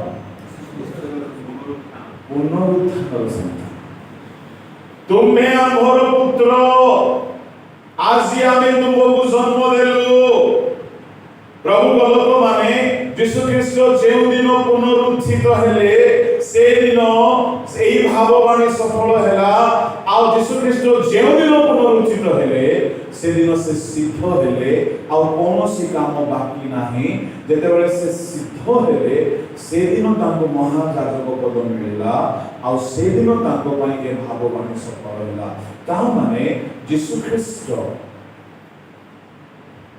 ପୁନରୁତ୍ଥାନ ପାଇବା ଦିନ ମହାଯାଜକ ପଦ ପାଇଲେ, ଆଉ ମହାଯାଜକ ପଦ ପାଇବା ଦିନ ସ୍ୱର୍ଗୀୟ ପିତା କହୁଛନ୍ତି, ତୁମେ ଆମର ପୁତ୍ର, ଆଜି ଆମେ ତୁମକୁ। ତାହେଲେ ଯୀଶୁଙ୍କ ପୁନରୁତ୍ଥାନ ଗୋଟିଏ ଜନ୍ମ ଅଟେ। କେଉଁ ଜନ୍ମ? 5 ପ୍ରକାର ଅନୁଭୂତିର ଜନ୍ମ ତାଙ୍କ ଦେହରେ ହେଲା। ରେସୁରେକ୍ସନ ଗୋଟିଏ ଜନ୍ମ ଅଟେ। ପାଞ୍ଚ ପ୍ରକାର ନୂଆ ବିଷୟ ତାଙ୍କ ଦେହରେ ଆସିବ। ସେଇ ବିଷୟ ଯଦି ଆମେ ପାଇବା ନାହିଁ, ଆମ ଖ୍ରୀଷ୍ଟିଆନ ଜୀବନ ବୃଥା, ଆମ ସେବା କାର୍ଯ୍ୟ ବୃଥା। ମୁଁ ଆପଣଙ୍କୁ ଆରମ୍ଭରୁ କହିଲି, ପ୍ରତିଟି ଜନ୍ମରେ ପୁରାତନ ବିଷୟ ଲୋପ ହୁଏ, ନୂତନ ବିଷୟ ଆରମ୍ଭ ହୁଏ। ଯୀଶୁଙ୍କର ପୁନରୁତ୍ଥାନ ଗୋଟିଏ ଜନ୍ମ, ଆଉ ସେଦିନ ପୁରାତନ ବିଷୟ କିଛି ଲୋପ ହେଲା। ଯୀଶୁଙ୍କ ଜୀବନରେ ନୂତନ ବିଷୟ ପାଞ୍ଚଟି ଆରମ୍ଭ ହେଲା। ଜୀବନରେ ବୋଲି କହିଲେ କମ୍ ହେଇଯିବ, ଶରୀରରେ। ଶରୀରରେ କ'ଣ କ'ଣ ସେ ପାଞ୍ଚଟି? ପ୍ରଥମ କରିନ୍ଥୀ 15:42। ମୃତମାନଙ୍କର ପୁନରୁତ୍ଥାନ ମଧ୍ୟ ସେହି ପ୍ରକାର। ମୃତମାନଙ୍କର ପୁନରୁତ୍ଥାନ ସେହି ପ୍ରକାର। କ୍ଷୟରେ ବୁଣାଯାଏ, ହଁ, ଅକ୍ଷୟ ହୋଇ ଉତ୍ଥିତ ହୁଏ। କ୍ଷୟ ଶରୀର, ଯୀଶୁଙ୍କର କ୍ଷୟ ଶରୀର ଥିଲା। କ୍ଷୟ ବୋଲି କହିଲେ ଆମ ଶରୀରରେ କ୍ଷୟ ଅଛି। ବୟସ ହେଲା ପରେ ଦୃଷ୍ଟି ଶକ୍ତି କ୍ଷୟ ପାଉଛି, ଶୁଣିବା ଶକ୍ତି କ୍ଷୟ ପାଉଛି, ଜୀର୍ଣ୍ଣ କରିବା ଶକ୍ତି କ୍ଷୟ ପାଉଛି, ସୌନ୍ଦର୍ଯ୍ୟ କ୍ଷୟ ପାଉଛି, ମାଂସ ପେଶୀ କ୍ଷୟ ପାଉଛି, ଦାନ୍ତ କ୍ଷୟ ପାଉଛି, ଇନ୍ସୁଲିନ କ୍ଷୟ ପାଉଛି। ଯୀଶୁଙ୍କର କ୍ଷୟ ଶରୀର ଥିଲା, ଆମ ପରି ଶରୀର ଥିଲା। ଜଣେ ବହୁତ ବଡ଼ ବାଇବଲ ଶିକ୍ଷକ ଗୋଟେ କମେଣ୍ଟସ୍ ଦେଇଛନ୍ତି, ଯୀଶୁଙ୍କ କ୍ରୁଶ ଆଉ ଯୀଶୁଙ୍କ ପୁନରୁତ୍ଥାନ। କ୍ରୁଶରେ ମଣିଷ ଥିଲେ, ପୁନରୁତ୍ଥାନରେ ଈଶ୍ୱର ଭାବେ ଥିଲେ। ମନୁଷ୍ୟ ପୁତ୍ର କ୍ରୁଶରେ ମଲେ, କିନ୍ତୁ ପୁନରୁତ୍ଥାନରେ ମନୁଷ୍ୟ ପୁତ୍ର ନୁହନ୍ତି, ଈଶ୍ୱରଙ୍କ ପୁତ୍ର ଥିଲେ। ମଣିଷର ନାଁ ଗନ୍ଧ ରହିଲା ନାହିଁ ସେ ଦେହରେ, କ୍ଷୟ ରହିଲା ନାହିଁ। ଏବେ ଭାବି ଦେଖନ୍ତୁ, ଆମ ଦେହରେ sugar, pressure, cholesterol, uric acid, ଭିନ୍ନ ଭିନ୍ନ ଆଲର୍ଜି, ଭିନ୍ନ ଭିନ୍ନ ରୋଗ, ଏସବୁ କ'ଣ ଅଟେ? କ୍ଷୟ। ଧୀରେ ଧୀରେ ଧୀରେ ଧୀରେ ଶରୀର କ୍ଷୟ ପାଉଛି। ଆଉ କିଛି ବର୍ଷ ଗଲା ପରେ ଆହୁରି କ୍ଷୟ ପାଇବ, ତାପରେ ଆଉ କିଛି ବର୍ଷ ଗଲା ପରେ ପୁରା ଜୀବନ କ୍ଷୟ ପାଇଯିବ। କିନ୍ତୁ ଯୀଶୁ ସେଦିନ ଯୋଉ ପୁନରୁତ୍ଥିତ ହେଲେ, ଏ କ୍ଷୟ ଶରୀର ସମ୍ପୂର୍ଣ୍ଣ ସମାପ୍ତ ହେଇଗଲା। ଅକ୍ଷୟ ଶରୀର ଜନ୍ମ ହେଲା। ଅକ୍ଷୟ ବୋଲି କହିଲେ ଆଉ ଦୃଷ୍ଟି ଶକ୍ତି କ୍ଷୟ ପାଇବ ନାହିଁ, ଶୁଣିବା ଶକ୍ତି କ୍ଷୟ ପାଇବ ନାହିଁ, ଜୀର୍ଣ୍ଣ ଶକ୍ତି କ୍ଷୟ ପାଇବ ନାହିଁ, ମାଂସ ପେଶୀ କ୍ଷୟ ପାଇବ ନାହିଁ, ମସ୍ତକର କେଶ କ୍ଷୟ ପାଇବ ନାହିଁ, ଆଉ ବଳ କ୍ଷୟ ପାଇବ ନାହିଁ, କୌଣସି ଶକ୍ତି କ୍ଷୟ ପାଇବ ନାହିଁ। ଭାବି ଦେଖନ୍ତୁ, ଯଦି ସେଇ ପରିବର୍ତ୍ତନ ଯଦି ଆସିଯିବ ଆମ ଶରୀରରେ, ଆମେ କେବେ ମୃତ୍ୟୁର ଶିକାର ହେବା ନାହିଁ। ଏଣୁ ସେଦିନ ଯୀଶୁଙ୍କ ଶରୀର ଗୋଟେ ନୂଆ ଜନ୍ମ ପାଇଲା, ଅକ୍ଷୟତାକୁ ନେଇ ଜନ୍ମ ହେଲା। ଦ୍ୱିତୀୟ ପରିବର୍ତ୍ତନ, ଅନାଦରରେ ବୁଣାଯାଏ, ଗୌରବାନ୍ୱିତ ହୋଇ ଉତ୍ଥିତ ହୁଏ। ଅସୁନ୍ଦର ଦେହ ସୁନ୍ଦର ହେଇଗଲା। ଯୀଶୁ କ୍ରୁଶରେ କୌଣସି ସୌନ୍ଦର୍ଯ୍ୟରେ ପୂର୍ଣ୍ଣ ଦେଖାଯାଉନଥିଲେ, କିନ୍ତୁ ଯଦିନ ପୁନରୁତ୍ଥିତ ହେଲେ, ସ୍ୱର୍ଗୀୟ ଗୌରବ, ତେଜ, ସୌନ୍ଦର୍ଯ୍ୟ ସହିତ ଉଠିଲେ। ତୃତୀୟ ପରିବର୍ତ୍ତନ, ଦୁର୍ବଳତାରେ ବୁଣାଯାଏ, ହଁ, ସବଳ ହୋଇ ଉତ୍ଥିତ ହୁଏ। ଅନାଦର ଆଦରଣୀୟ ହେଇଗଲା ଯୀଶୁଙ୍କ ଶରୀର। ଏହା ଦ୍ୱିତୀୟ ପରିବର୍ତ୍ତନ ଥିଲା। ଦେହ ଅନାଦରଣୀୟ, ଆଦର ନାହିଁ, ସମ୍ମାନ ନାହିଁ, ସୌନ୍ଦର୍ଯ୍ୟ ନଥିଲା। ପୁନରୁତ୍ଥାନ ହେଲା ପରେ ଆଦରଣୀୟ ହେଇଗଲା। ତୃତୀୟ କ'ଣ ପଡ଼ିଲୁ? ଦୁର୍ବଳତାରେ ବୁଣାଯାଏ, ଦୁର୍ବଳ ଶରୀରରେ ଦୁର୍ବଳତା ସବୁଦିନ ପାଇଁ ସମାପ୍ତ ହେଲା। ଶରୀର ବଳବାନ ହେଇଗଲା, ସବୁଦିନ ପାଇଁ ବଳବାନ ହେଇଗଲା। ମାନେ ବଳ କେବେ କ୍ଷୟ ପାଇବ ନାହିଁ। ଅକ୍ଷୟ ତ ହେଲା, ଗୌରବମୟ ହେଲା, ତାହା ସହିତ ବଳବାନ ବି ହେଇଗଲା। ମାନେ ଦୁର୍ବଳତାର ମୃତ୍ୟୁ ଘଟିଲା, ବଳବାନ ଶରୀର ଜନ୍ମ ହେଲା। କ୍ଷୟର ମୃତ୍ୟୁ ଘଟିଲା, ଅକ୍ଷୟତାର ଜନ୍ମ ହେଲା। ଅଗୌରବ ଶରୀରର ମୃତ୍ୟୁ ଘଟିଲା, ଗୌରବମୟ ଶରୀର ଜନ୍ମ ନେଲା। ଗୋଟିଏ ବୀଜ ମୃତ୍ତିକାରେ ପଡ଼େ, ମରେ, କିଛିଟା ମରିଯାଏ, କିଛିଟା ନୂଆ ଜନ୍ମ ନିଏ। ଯୀଶୁ ଖ୍ରୀଷ୍ଟ କବରରେ ପୁରାତନ ବିଷୟ ମରିଗଲା, ନୂତନ ବିଷୟ ଜନ୍ମ ନେଲା। ଆଉ ସେଦିନ ସେ ସିଦ୍ଧ ହେଲେ। ଏଣୁ ସ୍ୱର୍ଗୀୟ ପିତା କହିଲେ, ତୁମେ ଆମର ପୁତ୍ର, ଆଜି ଆମେ ତୁମକୁ ଜନ୍ମ ଦେବୁ। ଯୀଶୁଙ୍କ ଶରୀରକୁ ମରିୟମ ଜନ୍ମ ଦେଇଥିଲା, ଯୀଶୁଙ୍କ ଗୌରବମୟ ଶରୀରକୁ ପିତା ପରମେଶ୍ୱର ଜନ୍ମ ଦେଲେ। ଆପଣଙ୍କ ଶରୀରକୁ ମା ବାପା ଜନ୍ମ ଦେଇଛନ୍ତି, କିନ୍ତୁ ଏ ଶରୀର ନେଇକି ସ୍ୱର୍ଗ ଯାଇ ହେବ ନାହିଁ। एणु आम शरीर ए जन्म पाई पारुछि एउ जन्म पुनरुत्थान जन्म ताहा जदि नाही तो से राज्य रे जाई हेबो नाही आतो ପ୍ରାକୃତିକ ଶରୀର ଗୁଣା ଯାଏ हाँ ଆତ୍ମିକ ଶରୀର ଉତ୍ଥିତ ହୁଏ चतुर्थ गुण बदली गला प्राकृतिक अवस्था मरी गला प्राकृतिक बोली कहले नेचुरल एबे हमें बहुत समय बसिला परे भूख लागुछि एहा हमर प्रकृति बहुत समय ठिया हेले पाद बिंधुछि बहुत खटिले झाड़ हेउछि क्लांत लागुछि राति हेले निंद लागुछि शरीर झाड़ हेले गंधौछि एहा यार नेचर अटे प्रकृति अटे किंतु ईश्वर को नाम धन्यवाद हेउ से दिन यीशु को शरीर रे प्रकृति मरी गला आ से शरीर प्राकृतिक रहिला नै ताहा आत्मिक देह रे बंची उठिला एको नुआ जन्म यीशु पाइले आ सेई शरीर आमे पाइबा तामाने आम शरीर पूरा पूरी स्पिरिचुअल हे निबो खाइबा पीबा सोइबा क्लांत रहबा झाड़ पइबा ब्रश करिबा शौच जीवा स्नान करिबा निद्रा जीवा ए सब रहइबो नै से देह टोटली पूरा पूरी आध्यात्मिक हो जिवो ए शरीर नुआ जन्म पाइबा शेष 53 पद କାରଣ ଏହି କ୍ଷୟ ଶରୀରକୁ ଅକ୍ଷୟତା ରୂପ ବସ୍ତ୍ର ପରିଧାନ କରିବାକୁ ହେବ ଆଉ ଏହି ମର୍ତ୍ତ୍ୟ ଶରୀରକୁ ଅମରତା ରୂପ ବସ୍ତ୍ର ପରିଧାନ କରିବାକୁ ହେବ କିନ୍ତୁ ଏହି କ୍ଷୟ ଶରୀର ଅକ୍ଷୟ ରୂପ ବସ୍ତ୍ର ଓ ଏହି ମର୍ତ୍ତ୍ୟ ଶରୀର ଅମରତା ରୂପ ବସ୍ତ୍ର ପରିଧାନ କଲା ଉଠାରେ ଏହି ଲିଖିତ ବାକ୍ୟ ସଫଳ ହେବ ଜୟ ମୃତ୍ୟୁକୁ ଗ୍ରାସ କରିଅଛି ରେ ମୃତ୍ୟୁ କାହିଁ ତୋର ଜୟ ରେ ମୃତ୍ୟୁ କାହିଁ ତୋର ନାହୁର रे मृत्यु काई तोर जय यीशु सेते बेले कहिले जेते बेले मृत्यु को जय कले मोर शरीर अमर होई गला सुनंतु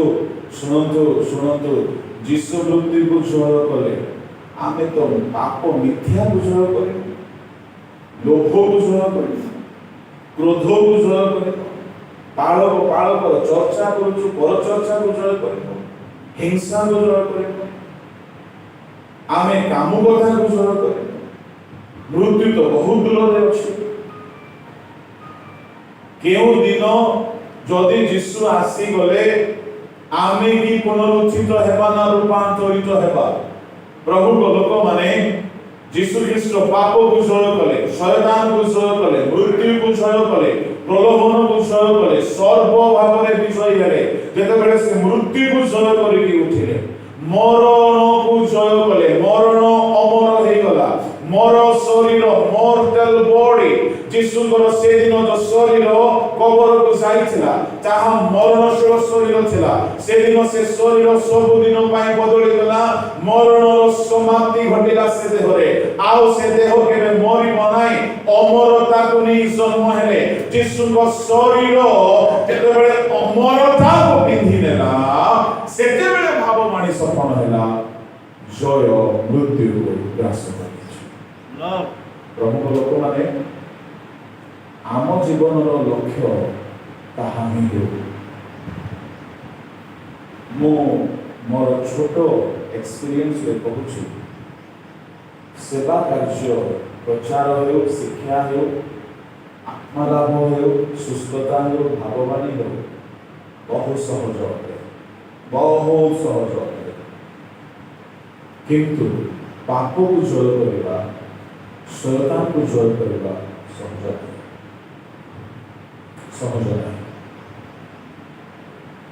आपण को जदि प्रभु सुस्थतार दान देइथिबे आपण धीरे प्रार्थना करो कि जोरे प्रार्थना करो सुस्थ हबो आपण को जदि पाळकीय सेवा प्रभु देइथिबे आपण गिरजा घरे तुनी बसिले मध्य लोक संतुष्ट होइछे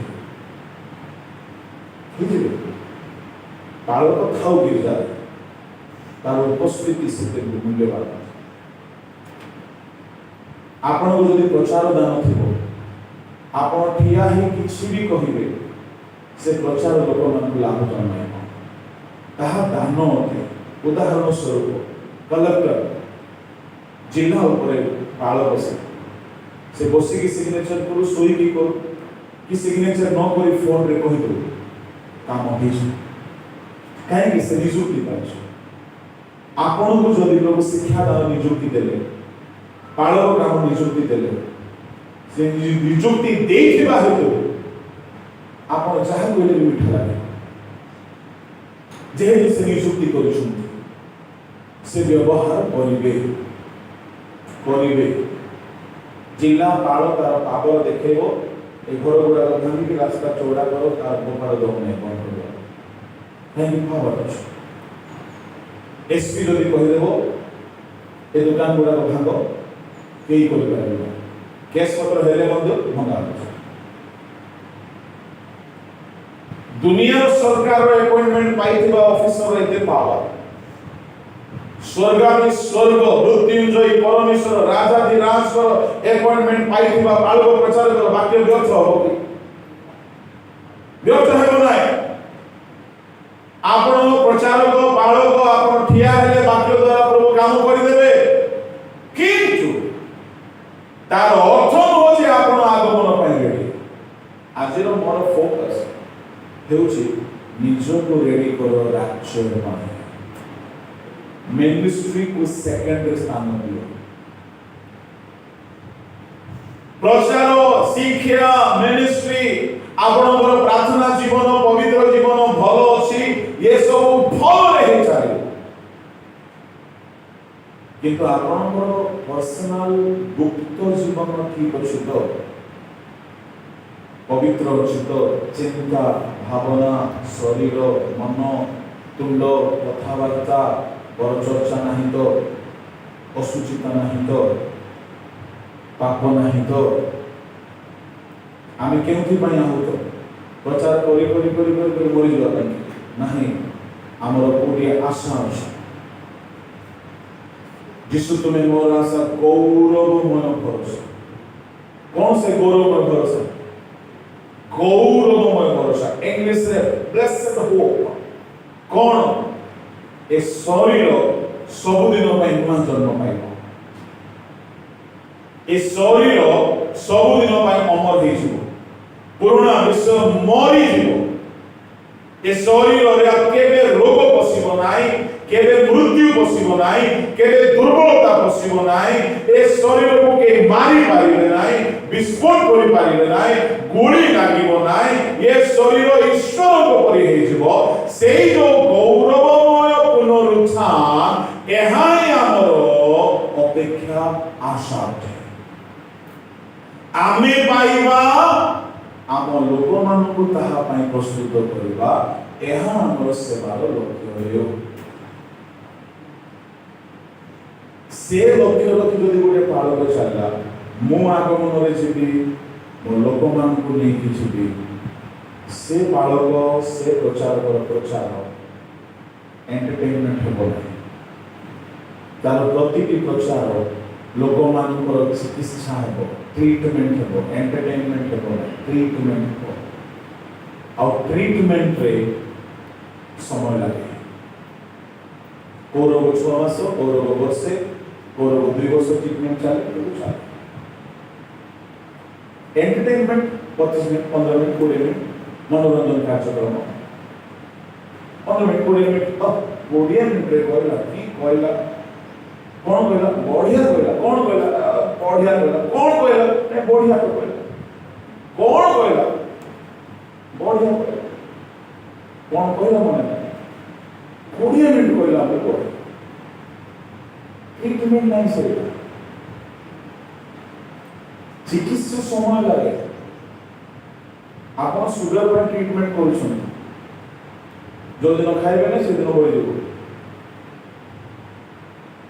दुनिया रे किसी रोग पर जीवन सारा खाइबा पड़े अनंत काल एक अनंत राज्य रे प्रवेश करिया पे केबे के दोष खाइले हबो कि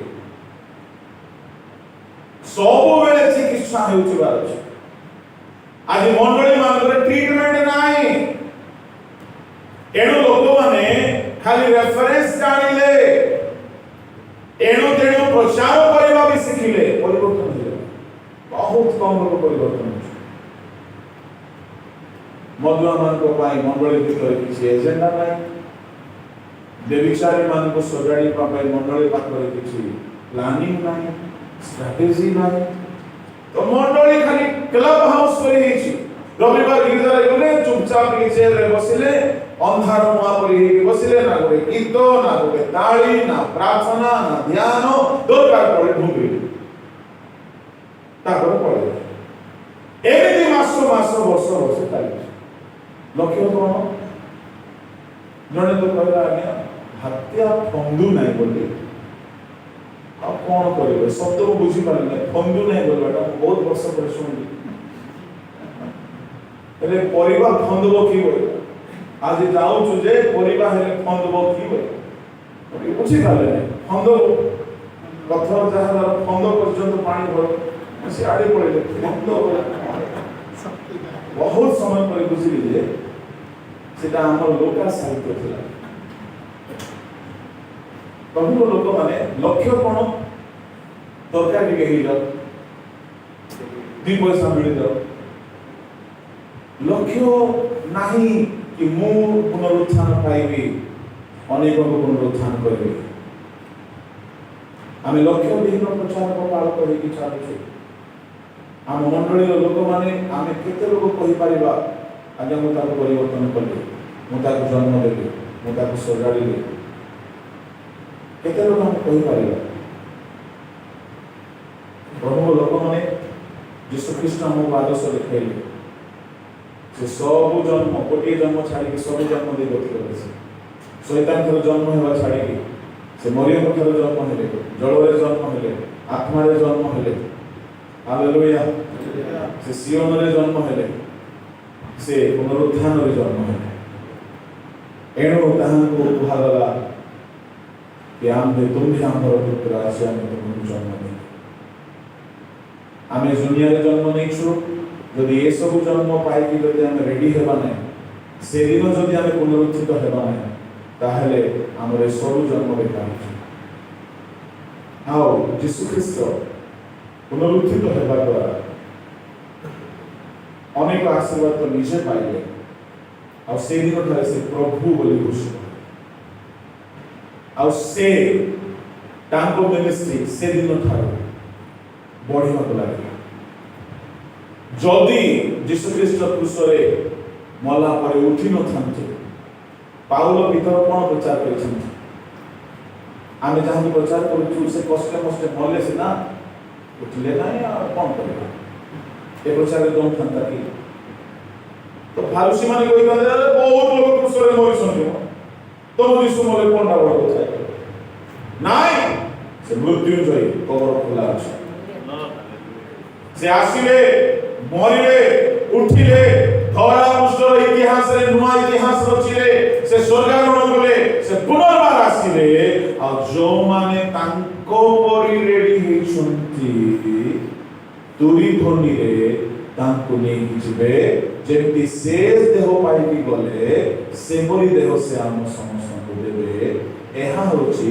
क्रिश्चियन जीवनर मूल उद्देश्य पाउल कहिले आमे प्रचार करूछु शिक्षा देउछु संपूर्ण ज्ञान सहित प्रत्येक लोक को ख्रीष्ट कथारे सिद्ध टाइम पास नहीं पनीपरिवा दरकार ही दियो बोली कि नहीं दुई पैसा मिलिबो बोली कि नहीं लोकों को सिद्ध करे पुनरुत्थान ପାଇଁ प्रस्तुत प्रभु लोक माने आमे समीक्षा करू आमे की प्रकार सेवा करूछु यीशु ख्रीष्ट से दिन निजे विजयी हेले अनेक को विजय हेबार रास्ता खोली देले एवं आमे निजे विजय जीवन यापन करू अनेक को पाए रास्ता खोली दे दुनिया देखी कि सिखंतु लोक आपन को देखिबे आ सिखिबे प्रभु आपन को सहायता करन आ समस्त को सहायता करन आमे से गौरवमय पुनरुत्थानर अंशी हेबा पाए आमे मध्य यीशु को पथरे चालू